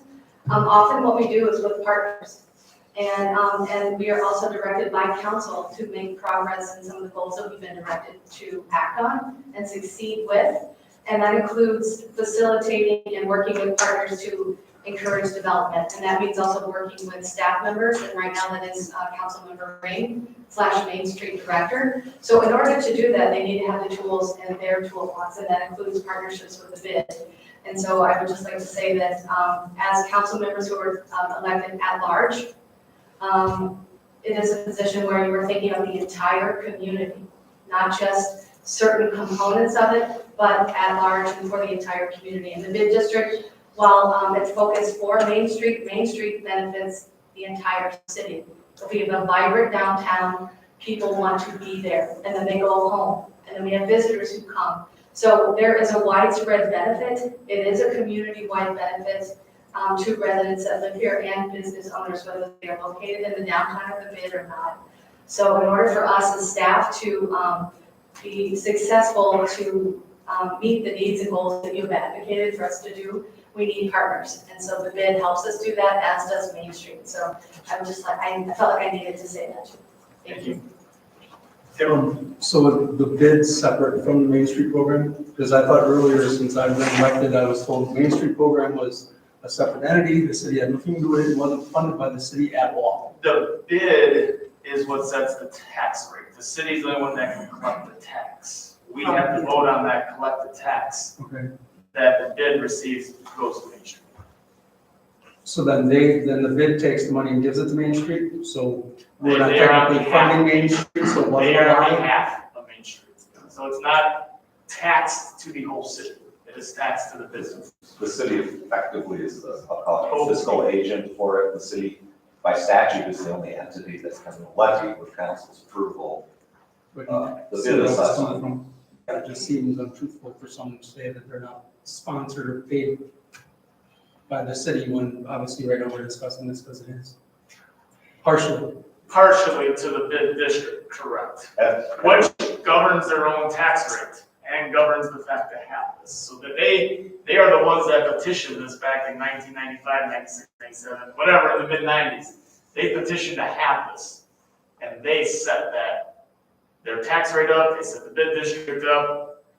They set that up. It wasn't drawn up by the city necessarily to start this. The city's an essential component because nobody else, no other entity has the Tax. authority. It's the authority to tax, and that's a pretty powerful authority, and I appreciate that you guys, as council, take that very seriously. But just again, I keep been here so long, I always give it this history thing. When the bid was first created, and how did the whole Main Street thing come about? Well, the city hosted a strategic planning session called, it was Two Rivers 2010 back in 1996. And a number of private citizens, community leaders participated in this room. They came up with some goals. We need an opportunity for single-family housing development. Hey, maybe we ought to look at that 63 acres called College Hill that nothing's been happening with. That, long time ago, resulted in ultimately what's happened over with developing the Sandy Bay subdivision. I'm not quoting, but I was looking back at some of the documents. It was identified that an effective public-private partnership was needed to revitalize downtown and receive further investment. And that pointed to the state's Main Street program, which actually is a subunit of the National Main Street program, as a model. So was the city integrally involved in trying to forge a partnership? You're darn right. At the end of the day, though, it was a petition from property owners in the district that brought this to the fore. Now, I certainly argue strongly that the council not to consider scuttling this tool or making it a free will offering, because that's mighty tough. I kind of like national defense, but if I don't have to pay taxes, maybe it's not so important. That's your call. But then there is the issue of the rate as well as it's in front of the election. And just, by the way, because it appears on the tax bills, and yeah, we probably should see this, we should see the Main Street budget and the proposed bid assessment earlier in the year. This should be happening in October, not in November, December. But if the recommendation of the bid board can be agreed on tonight, I think Jack and I talked today, we pretty much agreed. The alternative would be to ship it back to the bid board, which then would have to meet again post-haste. And if that's where things go, I'd suggest it'd be good if that was a joint meeting with the council and the bid board within the next 2 days, as soon as we can get forums and notice it out. I'm not recommending you vote it down, but if that's where we're headed, the logical next step would be to meet in a real hurry. Go ahead, you can answer, and then we'll go, Kurt's got something else he wants to remove to Jack first. What the statute says is that the board of the district is required to annually consider and may make changes to the operating plan, which could include termination of the plan for the district. The board must then submit the operating plan to the council for its approval. If the council, the statute refers to local legislative body, but in this case, the council, disapproves the operating plan, the board shall consider and may make changes to the operating plan and may continue to resubmit the operating plan until local legislative body approval is obtained. That's what the statute says. So if there's disapproval under the statute, the board has to consider the operating plan and may make changes to it. And then it comes back to the council and submits it for approval until approval is obtained. That's what the statute says. So one other thing I want to add, we keep talking about events with Main Street, and unfortunately, that's kind of what we've been hung up on with Main Street. But if you look at the 4 tenets of Main Street, I just joined the board about a year ago. One is arts and beautification, which Adam, you noted that they did a great job with the planters, with the flowers every year, and we're looking at murals next year. We're looking at how we can beautify even down at the wayside, even outside of it, so there's an entrance, it's beautiful coming to rivers. The second thing is workshops. So we have only conducted a couple workshops last year. With the change of the new director, the Better Communications, we're going to conduct workshops on a quarterly basis. What workshops are? How do you sell your business if you want to get out of business? What's your succession plan? How do you look at a P&L? What's your cash flow management skills? There's a lot of small businesses here, frankly, that I've spent time with, who really don't know how to run a business successfully. We've seen some fail recently. We've seen some people close down. Unfortunately, some people buy the business again. But the workshops are designed to how do we interface, how do we work better together, and how do we help each other grow a successful business. That's part of Main Street. About working collaboratively. So, for example, we're going to make sure Linda Love's Cheesecake is in our place, right? We're going to make sure there's a local bakery's got stuff in our place. How do we work as businesses to help prop each other up? That's part of what Main Street is supposed to be doing as well. And not just saying, I'm worried about my business, and that's all I'm worried about.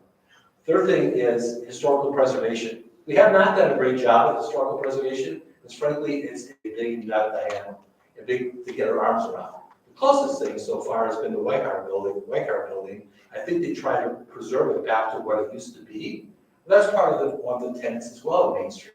So our job is to look at that, where we can facilitate grants, facade grants, where we can raise money through grants to be able to help beautify downtown. That's part of what they do. And the last thing is events. We're so heavy on events, that's what we're known for. But events fuels the majority of the revenue that Main Street has to do those other things. If we didn't have events, we wouldn't have flowers. And if we didn't have a business district giving money in it, we probably wouldn't have workshops, or we wouldn't have the flowers, or we wouldn't have the planners, or we wouldn't be thinking about murals. So it's more than just events. It's actually good for the whole community, as Elizabeth said. And as we're trying to make sure we prop up, even if it's vacant, how do we get a vacant property to be filled eventually? And we're working hard to be able to do that by having a better story to tell on why invest in Two Rivers. That's why we're investing, to help drive economic growth. That's what the business district is about. If they don't want to participate, like Greg said, if I don't want to pay my taxes because I don't want my roads not being fixed this year, do I get the right not to pay taxes? No, we're part of the community. I have to pay my taxes, even if it's helping 17th Street. Even if someone's using more water than I am. They're paying part of their bill, but we're all helping with the infrastructure. We don't have the right to say no in our community. We have the right to help each other. And I'm hoping that's what you guys will to approve. By the way, if I could just, a correction for the record, I was talking earlier, I said lining 40,000 out of the budget of 154. The proposal is for close to 50,000, so it's more like a little less than a third. I just wanted to correct that for the record because I realized I was spewing. I was spewing about last year's bid revenue compared to this year's budget. So it's about a third, not a quarter. Still, small third. I'll still stand by that. If there's that many people that want to be in it, well, then stay in it, but you should not be forcing people to do it, especially with a raise increase for tax on it. It just, no. I don't think Not that's, good. sorry to interrupt. I don't think that's up to us to decide. I think that's up to the board to decide. But you have a stacked board. I don't know, that I can't answer, but I think it's. I'm sorry, Jeff, I'm gonna jump in. You have a staff board, is that what you said? Well, yeah. Based on what? That's on that board. Based on what's your assessment of staff board? Everybody. Everything you vote for is Correct. negative on there, so we have a staff council right Okay. now with that gentleman. Okay. Let's bring it back into civilization The here. staff board. All right, any other council discussion? Greg? Just to Scott's comment, I mean, rhetorically, I think it is a matter of council deferring to the judgment of the bid board, but clearly the council does have a role here. The levy can't happen without your action. The council could, I'm not recommending it, the council could terminate it. So you have a very real role each year. Understand the bid board, each and every person that sits on that board is the owner of a real property and or a business in the district. I'd be happy to appoint just about anybody who's in the district and is interested in a vacancy on it. There are opportunities to participate. But yeah, fundamentally, at the end of the day, it is a special tax or special assessment, and it's mandatory. It's not voluntary. And philosophically, if council members have a problem with that, I respect that, but understand there are, as I understand it, over 100 bid districts around the state, and they're all using the power to tax, and the rates range all over the place, from under $1,000 to some close to, that wasn't me, I don't know what that sounded like. That was my cup. Oh, thank you. And having worked there, sorry. Just trying to embarrass you, Good that's all. timing, maybe? Yeah, blazing saddles here. Yeah. But, what was it? But, and they range up to in excess of $5. But at the end of the day, there are downtown programs that are based on membership dues, et cetera, and it's more voluntary. There are many based on business improvement districts, and it's uniform. What are the terms of that, sitting on that board? Is that like others, where it's like a 3-year and then It's 2 or 3 years. I'm not recalling from memory. And just. Is it 3? Yeah. 3 years. It's 3. I'm So- pretty sure it's 3 also. Yeah. So it's not you're appointed and you're there until you no longer want to serve. It's kind of like our other boards, Plan Commission, Advisory Rec, EAB, you name it, where we have citizen boards where they have their 3 years. Then they ask for reappointment. Craig finds reappointments should they not want to. Then it comes before us again to vote. Yes, to and accept those appointments. This year, we saw vacancies, I think both due to folks no longer being affiliated with, not being affiliated with the business in the bid anymore. But just for the public's information, the members that were present, 5 of the 7 for the bid board meeting this year, Tom Christensen, the owner of Sobeys gas station, Bill Keel from Karen Knapp Company, Joanne Kuba of Whitehurt Realty, I believe she may also own another downtown building, if I recall correctly. Teresa Kronforce from Schrader's, and Mark Moore of the Medicine. Some already at the max. Like the lines. Yeah, that board is stacked. It's have a stake in and pay the assessment. I would mention, I don't know if it's statutory, but I've always tried to exercise a little caution to have no overlap between the Main Street Board and Main Street picks up with a membership or appointment. The city appoints the bid members, and I think it's at least good practice to keep those two totally separate. For individuals at different times that served on the Main Street Board and know about it and what's working, but there's no overlap in current membership. Anybody else? This definitely is a tough one. Oh, go ahead, Tracy.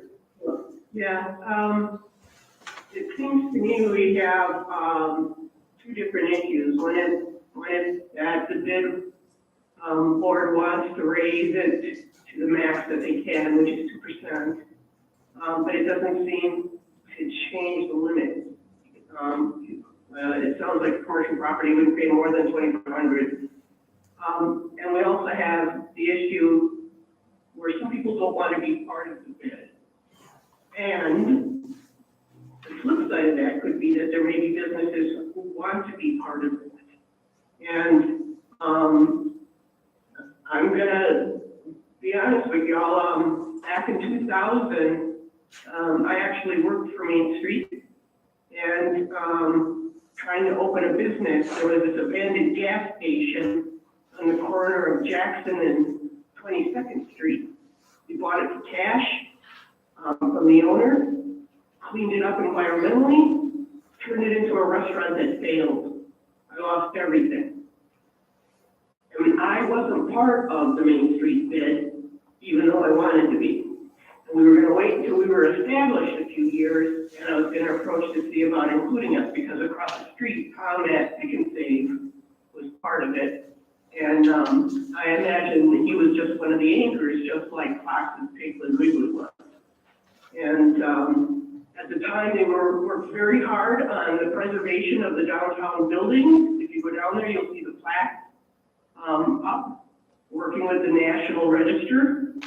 And I don't know how far up the bid goes through Washington Street, because I know someone who worked on the historical preservation was, I don't remember her name, she had the Red Forest B&B.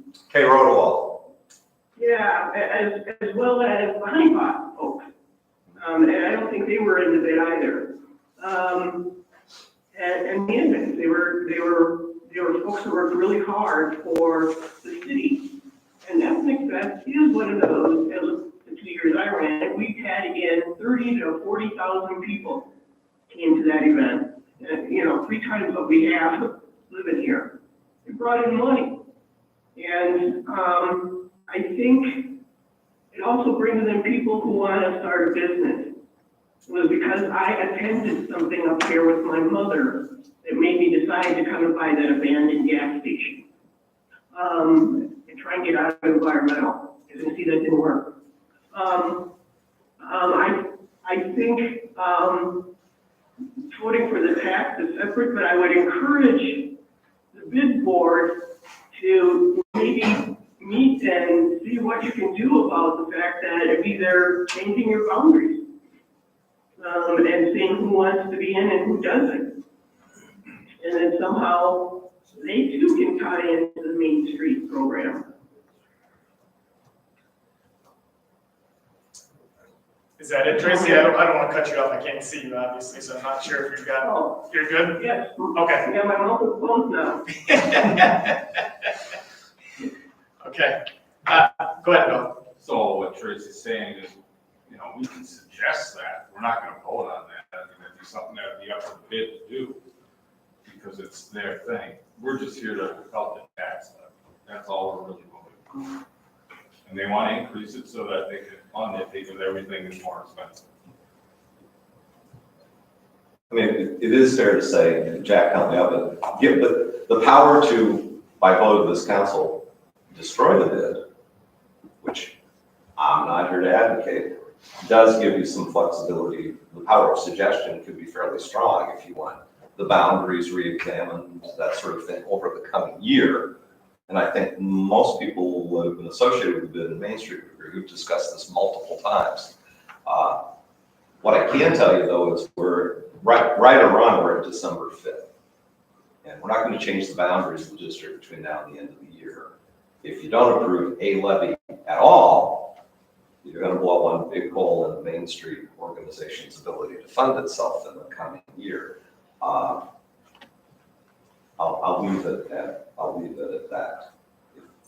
And if the council's inclined to reject the recommendation of the bid board, then unless you want to damage Main Street's budget to the tune of 40,000 over the current, compared to the current, or 50,000 compared to what's proposed, then you'd take no action over the balance of the year, and that would, I think it's fair to say that would kill the program. So whether there's enough votes for $2 a thousand with the minimum and maximum as stated, whether a compromise needs to be effected, that's the reality of the situation.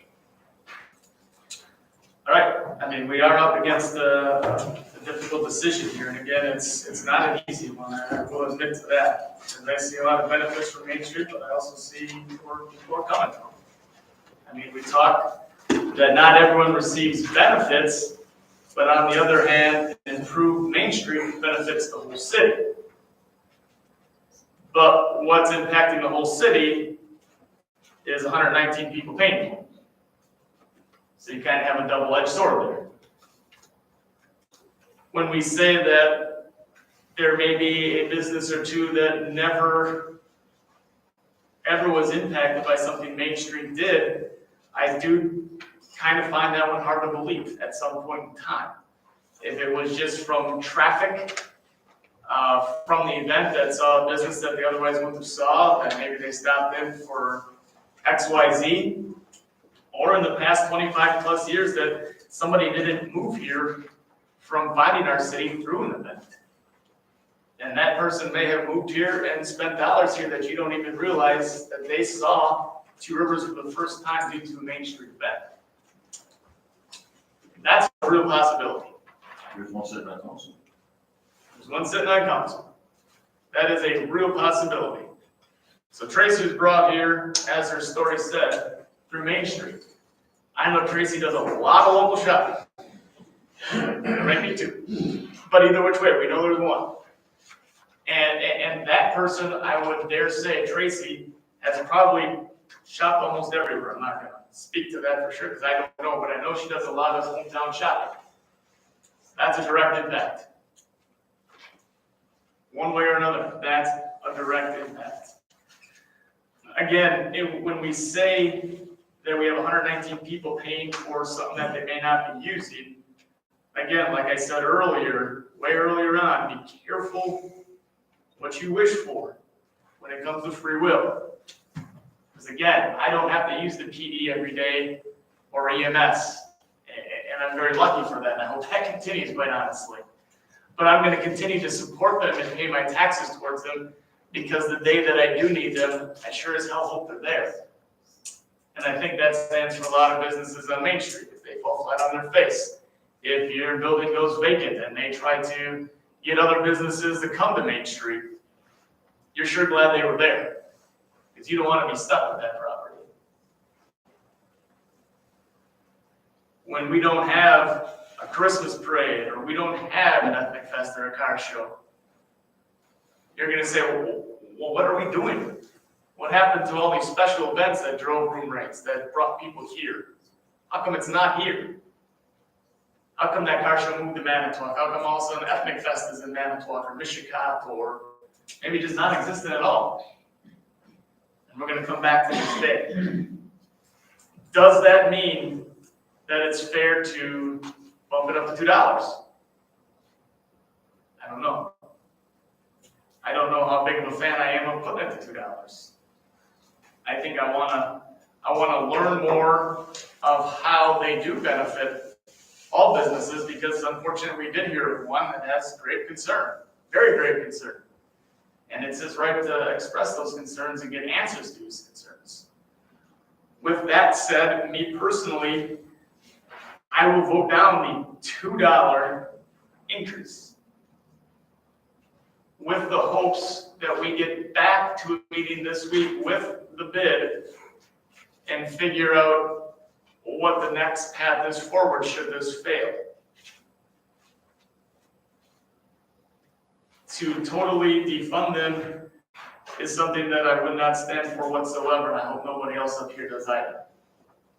Is that to take it from $1.40, whatever it is, to 0 would be absolutely devastating to Two Rivers. Do they probably need that increase? Probably. I think it's a real ask of them, and they are the ones paying it. They're the ones asking us just to approve it. And I think we need to have some discussion with that board. I think it would do us good, and it probably should have happened before this, rightfully so, but it didn't. So neither here nor there. I guess that's where I stand. So if no one else has anything else, we're gonna send this to a roll call. Jeff? There's one more thing, yeah. 2016, I was here, me and Kathy, my wife at the time, came here for, I was running for office, and we were here campaigning. It was during Apple Fest. I've been here for years, going in town all the time, but that was the first time that she's ever been here. She's loved it, and she said, you know what, we need to move here, because we were gonna move anyway. So it was Apple Fest that brought us here. and my knowledge of the city beforehand. So I'm not saying that there's everything wrong with how they're doing it. My point is, I don't like the force being imposed. You know what I mean? Well, nobody likes to be forced paying property taxes either, but they're not gonna see the benefits of an increase.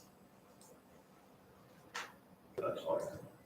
That's where I heard the most. You know, I think I heard the council had some pretty good discussion at the work session last week, of at least other ways to get the word out. Who are the, by Two Rivers Main Street and the people that pay the bills. And I think if we see that, from my understanding, if I see that confirmed, and I didn't see that in my email, maybe I missed it with Jason, I think I feel a lot stronger about approving it. And honestly, there are, you know, and it's not unusual. He gave me some answers, but in my last one, he didn't really commit. About Main Street monthly minutes coming to council. You're not approving them. It's only been up and down the hanging planters for 2 years. Man, advocacy for expanding that program, just by way of example, that'd be a great thing. So, you know, our business corridors are covered. Takes more resources, but there's also, and it's not unusual in downtown organizations to hear from folks, well, you know, the prime focus is here, I'm at the periphery, what can you do more? Sometimes it's what can you do more, maybe sometimes it's get away from me and don't send me a bill. But there are opportunities to do those. Which I'm not advocating for. But the latter of that, I'm not advocating for you to go away, don't give me a bill. No, right. But some of that was in that email, and concerns at least that I had, and I heard concerns at the work session on the same thing. If we get better answers to that from my perspective, I think some of those people on the outer ends would feel more included into Main Street. And they may still not be thoroughly happy with paying that bill, but it also comes with being part of a business in that district that we know of. And that's where I stand. Anybody else before we send it to the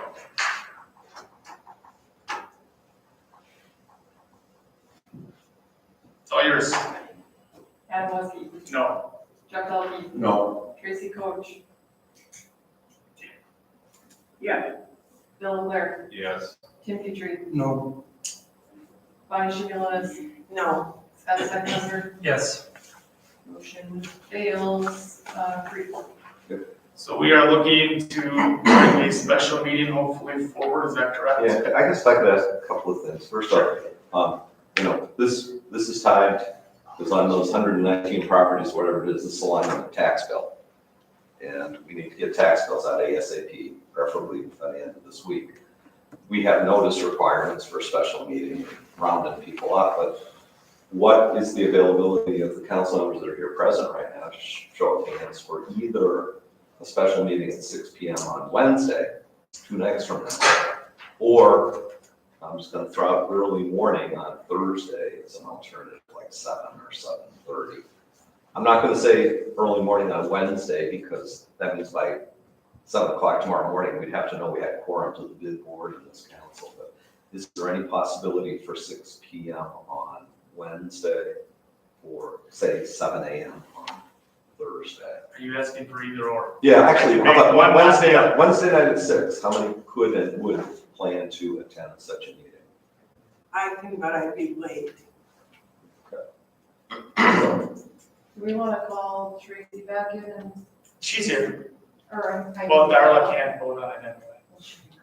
She can. Yeah, but you would need a majority of the council's membership, right, Jack? So you need 5 affirmative votes. So Darla's welcome to come and recuse herself. Tracy's still on board. I'm sorry, that show of hands again for Wednesday and actually, Bonnie, what late would mean, what, 6:30 work? Yeah. Okay. If you nail 7, I can be here a couple minutes late. But I do have a commitment prior to, that I can't. So then I could still usher. Tracy? I didn't hear the date. The date was either Wednesday at 6, possibly 6:30, or Thursday morning, I believe at 7:30. Thursday morning. So, I figure 3-4 good days of that Wednesday I could probably do. If that's. Tracy. And Chuck, for you, you can, and Bill could make it.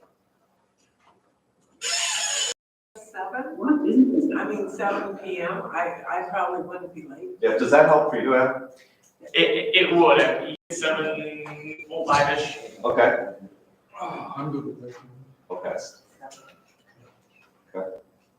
Get started though. 1, 2, 3, 4, 5. Jeff, you're still a no. I haven't changed stuff around. Okay. Okay. Just as a backup, in case we can't get quorum of the bid board, because we have two bodies here, and I think we need the efficiency and the dialogue. Thursday morning at 7:30, or if we need to go half an hour early, that could happen. Greg will buy donuts. I'll buy donuts. No, it's probably a conflict of Oh, interest. absolutely. You'll be reading about it on Facebook. There you go. I'll bring you Trying to tablet bribe council water. members. Oh, boy. Ah, I like can of worms. yeah. You weren't, 7:30 I can do. for the record, you were not soliciting bribes. That's soliciting anyway. Okay, thank you. I'm the only one, I'll put my hand up. Okay. Looks like a marked preference for Wednesday night. I hate to even ask it, but we'll make Wednesday work if we have to, round up the bid board members. Thursday night, if we have to go that late. Can you do Thursday night? One time. That's worse for me. Okay, let's circle back quickly tomorrow about a 7 PM meeting on Wednesday. I can be here by 7:15 that night. I've got another engagement, but I'll try to get somebody to sub for me. Either that or communion's gonna have to move really fast. Tracy, can you do 7? Thursday morning or night? Wednesday night? Wednesday night, sure. I'm already gonna be here for public works, then I'll just, get a pizza or something. Okay. We'll send out an email tomorrow, hopefully confirming that special joint meeting with the bid board for Wednesday at 7. Thank you. Okay. Might I don't know if you agree with this or not. It'd be awfully nice to know going into that, whether we have Armageddon here or not, is our council members inclined to support a levy at least at the current level? Show of hands if you. Current rate. Could you say it again? I wasn't sure. With council members, Oh, yeah. Jack, can I do a polling like that? I'm not asking for a vote, but an indication. Or council could make a motion and say, if there's, you can't change it tonight. Or there are resubmitted afterwards. I think we brought a different week. Yeah, I gotta seek your support going into it.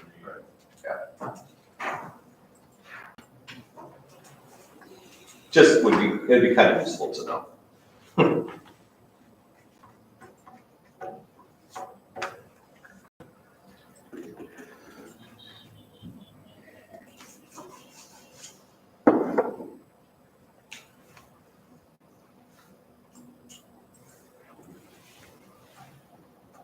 And they come in with more options. Well, we can discuss that, come out of that discussion with motions. What we're looking for is, are you looking to defund, essentially, the bid district? And I think that's what Greg is looking for. Not to defund it, but to see it. But we have to vote on those things. It's really not up to us to do that. We're just voting on the tax rate. So.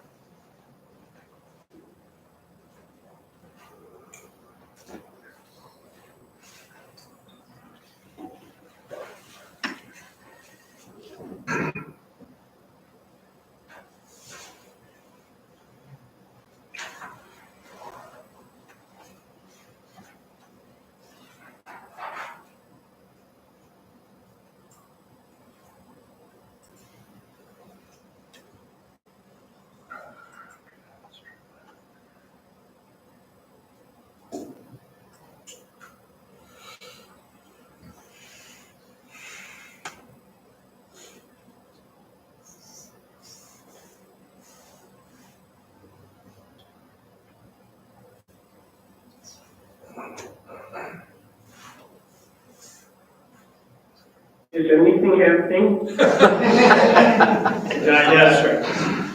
There's a bubble cloud over Attorney Bruce's head. It's currently vacant, but he's working. The wheels are turning.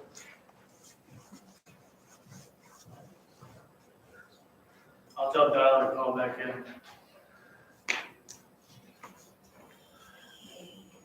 All right, Robert's rules indicate a motion to reconsider is to be made on the same day as the vote on the original motion was taken. Otherwise, at a subsequent meeting, you'd have to do a motion to reset. It's the same day. The person who may make a motion to reconsider must be made by a member of the city council who voted with the prevailing side. That is a member who voted yes or no.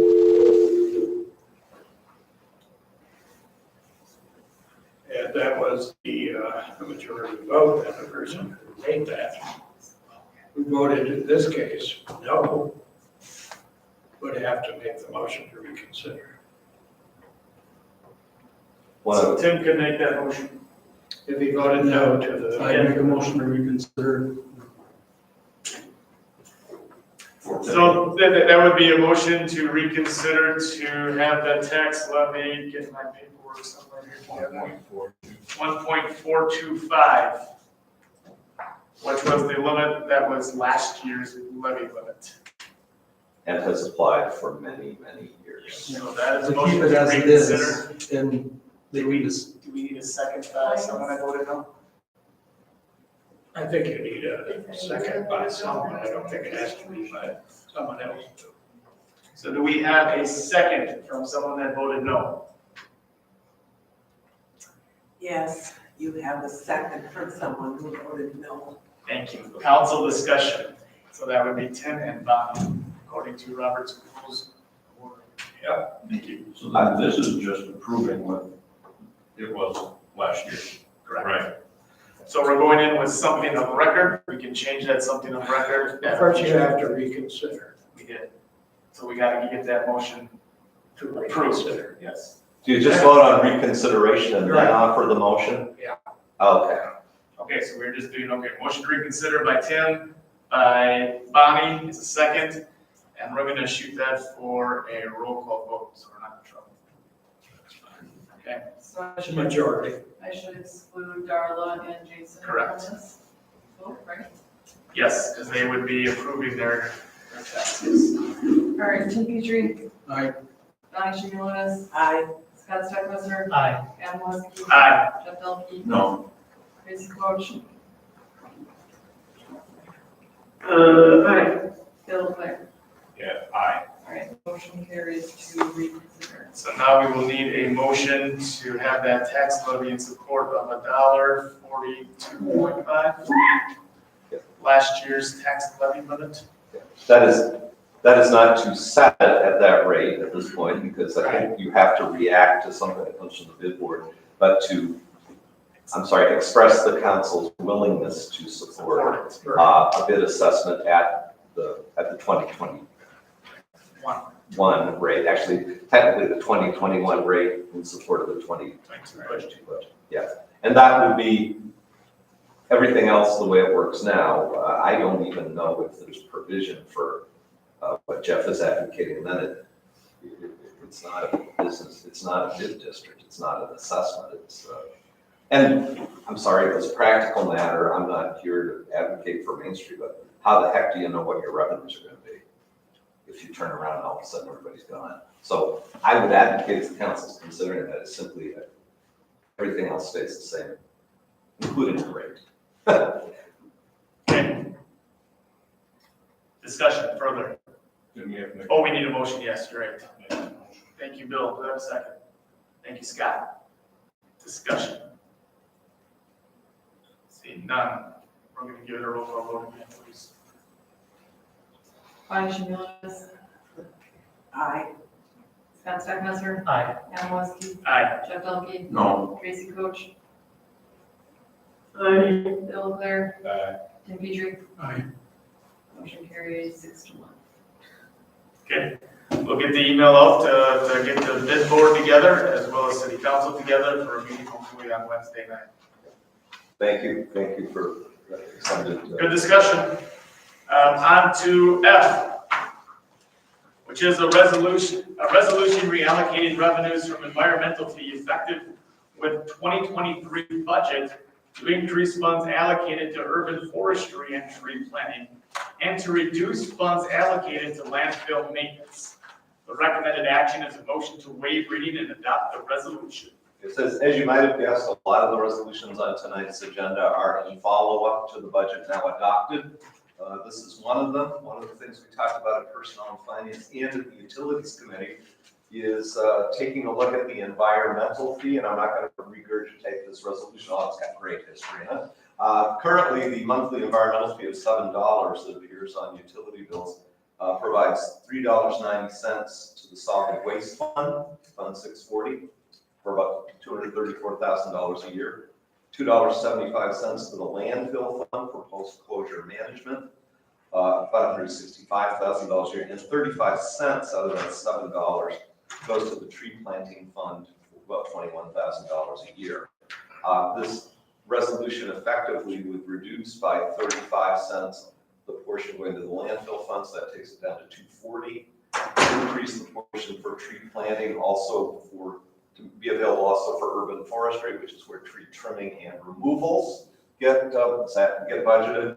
No change in the fee, no change in the net revenue, but it does shift, that 35 cents effectively shifts $21,000 in funding from the from the landfill fund over to tree planting and urban forestry.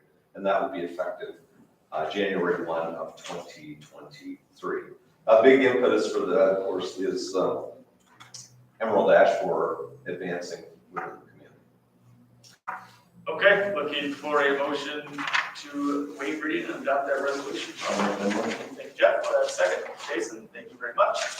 Any council discussion? It is a resolution. It is a roll call vote. Tammy? Jeff Logan. Aye. Tracy Coach. Aye. Bill Leclerc, aye. Darla Leclerc. Aye. Tim Petrie. Aye. Jason Ray. Aye. Bonnie Chiarellis. Aye. Scott Stecklether. Aye. Adam Olsey. Aye. Motion carries. Thank you. On to G, resolution adjusting the water utility tax equivalent payment. Recommended action, motion to waive reading and adopt that resolution. Just a quick background on that. Sure. As council members are aware, this was in the recommended budget that I brought to council. Personnel and Finance Committee endorsed it, and as did the Utilities Committee. The PSC regulations, Wisconsin law, allow for our utilities to make a property tax equivalent payment to the city. City of Two Rivers has kept the property tax equivalent payment from the water utility artificially low or below what is permitted under PSC regs for a number of years because of the financial condition of the water utility. We see that utility not out of its deficit situation, but climbing out of it. And actually in 2024, we expect a pretty marked improvement because we see an more than a $300,000 reduction in debt service for the water utility. Yes.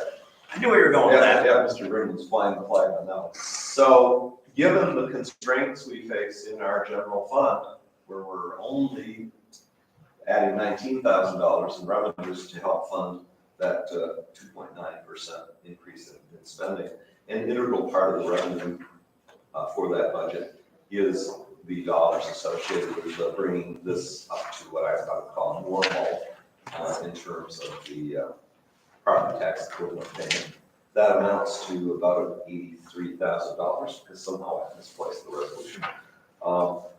And would recommend approval of this resolution. The council approved a similar one last year, and this is what PSC has indicated they need to see from us. Simply a resolution that the council is now consciously off record authorizing that increase. Are you looking for the increased number? Yes, It is $337,714. that's the total. That is the total. Yeah, that is the total. All right, looking for a motion on this. Good, Jeff, second by Scott. Any council discussion? Seeing none, resolution, Jamie, you're up. Tracy Coach, Aye. Bill Leclerc, Aye. Darla Leclerc, Aye. Tim Petrie, Aye. Jason Ring, Aye. Bonnie Shamulowitz, Aye. Scott Stephenson, Aye. Adam Wesky, Aye. Jeff Pelkey. Aye. Motion carries. On to H, it is a resolution adopting the 2023 pay scales for non-union employees. The recommended action is a motion to waive reading and adopt the resolution. The resolution in front of us does have a mistake on it that has just been caught by our city clerk, and she's going to speak to that before we make a motion. So the, be it further resolved, the second one from the bottom, that says water employees should Oh, receive the yeah. said 3% increase plus a 2.5% increase. It should be plus a 3% competitive pay increase instead of 2.5. Thank you. So one above that says electric has 2.5 is correct. Okay, so your second paragraph from the bottom, it is not 2.5, it is 3. It's 3 and 3, correct? Which was voted on by Personnel and Finance and the Utilities meeting combined. This is all about retaining the quality of people we've been able to recruit and keep for all these years. So, yeah, all the non-union employees would receive 3%. I would just note, doesn't need to be part of the resolution, but for the record, no adjustment is authorized to the city manager's compensation until that's acted on specifically by the council, probably on recommendation of personnel finance. So just throw that out for the record. Does somebody want to make that motion? I'll make a motion. Thank you, Scott. Do I have a second? Thank you, Bob. Council discussion. Jeff? As I called you, I think before, I couldn't make that meeting, it's gonna be Milwaukee, and to stay true with how it was with the rest of the union employees, good vote no on this. Okay. Just to stay consistent with all personnel throughout the city. Okay. Any other discussion? Seeing none, Jamie? Bill Leclerc, Aye. Darla Leclerc, Aye. Tim Petrie, Aye. Jason Ring, Aye. Bonnie Shamulowitz, Aye. Scott Stephenson, Aye. Adam Wesky, Aye. Jeff Pelkey, No. Tracy Coach. Aye. Motion carries 8-1. Thank you very much. On to I, resolution declaring official intent to reimburse expenditures from proceeds of borrowing. The recommended action is a motion to waive reading and adopt the resolutions. Total borrowing right here is 1.813, which is what we talked about earlier from last year being 2.1 to 1.8. Anything else you want to add to that, Greg? Just, this is pretty much something we do each year. I think we usually have brought it to you in January. But with council approval of the budget, we have some things where departments are going to be committing budgeted funds and or directly spending the dollars pretty soon. And there is a provision in Wisconsin law that if you're making certain purchases funded through debt, you either have to spend the money after you've done the borrowing, or at least do the borrowing within 60 days following the expenditure of funds. But if it ends up being longer than that, the only way you can borrow and reimburse for those expenses that you intend to fund through borrowing is by passing a resolution declaring the official intent of this council to issue debt. Now, just by way of commentary, given that rates continue to be marching up, I've told Dave Buss, if this council adopts a budget tonight, let's get in touch with Baird, let's move as quickly as possible on our borrowing for next year. I don't see any point in dallying on that. Not going down. Yeah, but this keeps us covered in case there should be a slip there where we say, oops. I don't want to say oops. Like a capital expenditure that we're planning to ultimately fund through debt happened more than 60 days it elapsed. It wasn't covered in a resolution. This only relates to the GO borrowing, or general obligation borrowing, as Adam referenced.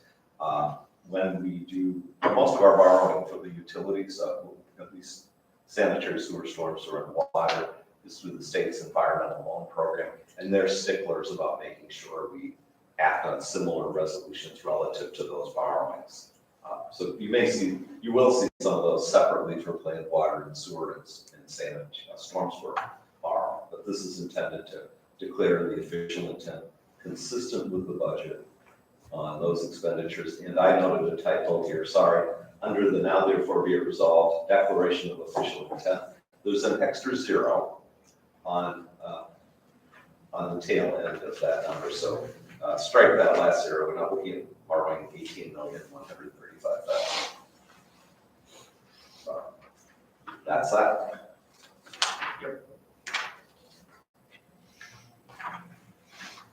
All right, we're looking for a motion on that without the last zero. Make that motion. Thank you, Jeff. Do I have a second? Thank you, Bonnie. Council discussion. Seeing none, this will be a roll call vote. Darla Leclerc, Aye. Tim Petrie, Aye. Jason Ring, Aye. Bonnie Shinheimer, Aye. Scott Stefan, Aye. Adam Leskey, Aye. Jeff Delpy, Aye. Tracy Coach, Aye. Dale Leclerc. Aye. Motion carries. All right, on to J, the last resolution. It is a resolution authorizing issuance and sale of up to $1,397,610 sewage system revenue bonds, Series 2022 Clean Water Fund Loan, and providing for other details and covenants with respect thereto, and approval of related $1,996,586 financial assistance agreement. The recommended action is a motion to waive reading and adopt the resolution. Greg, a little bit of background. Sure. This is a borrowing from the state's Clean Water Fund. It includes borrowings for projects the city council has already committed for, frankly. The sanitary sewer component of the 17th Street project this year, the screw press for which the sludge screw press at the wastewater plant for which contract has been awarded. Oh geez, there may be some other stuff in there, but those are the two biggies. It entails projects totaling $1,996,586. As noted, the borrowing or the revenue bonds in question total $1,397,610 because the balance, which is $598,000 and change, is a principal forgiveness, basically where under the terms of the financial assistance agreement, or FAA, that's also in your packet, the city is basically that amount of the borrowing gets written off and credited as principal forgiveness from federal funds that the state uses. This is a 20-year borrowing, and these are classed as revenue bonds. They don't have the city's full faith credit pledge. They don't count against our GO limit. They are revenue bonds of the sewer utility. Looking for a motion on this. Thank you, Bonnie. Second by Tim. Any council discussion? Seeing none, Jamie, roll call please. Jeff Delpy, Aye. Tracy Coach, Aye. Bill Leclerc, Aye. Darla Leclerc, Aye. Tim Petrie, Aye. Jason Ring, Sorry. Okay. Bonnie Shinheimer, Aye. Scott Stefan, Aye. Adam Leskey. Aye. Motion carries. By the way, I was looking for the number, but just FYI, and again, this is a subsidized rate for the borrowing portion. This is 20-year borrowing at 2.145%. Get that on the rest. I wish.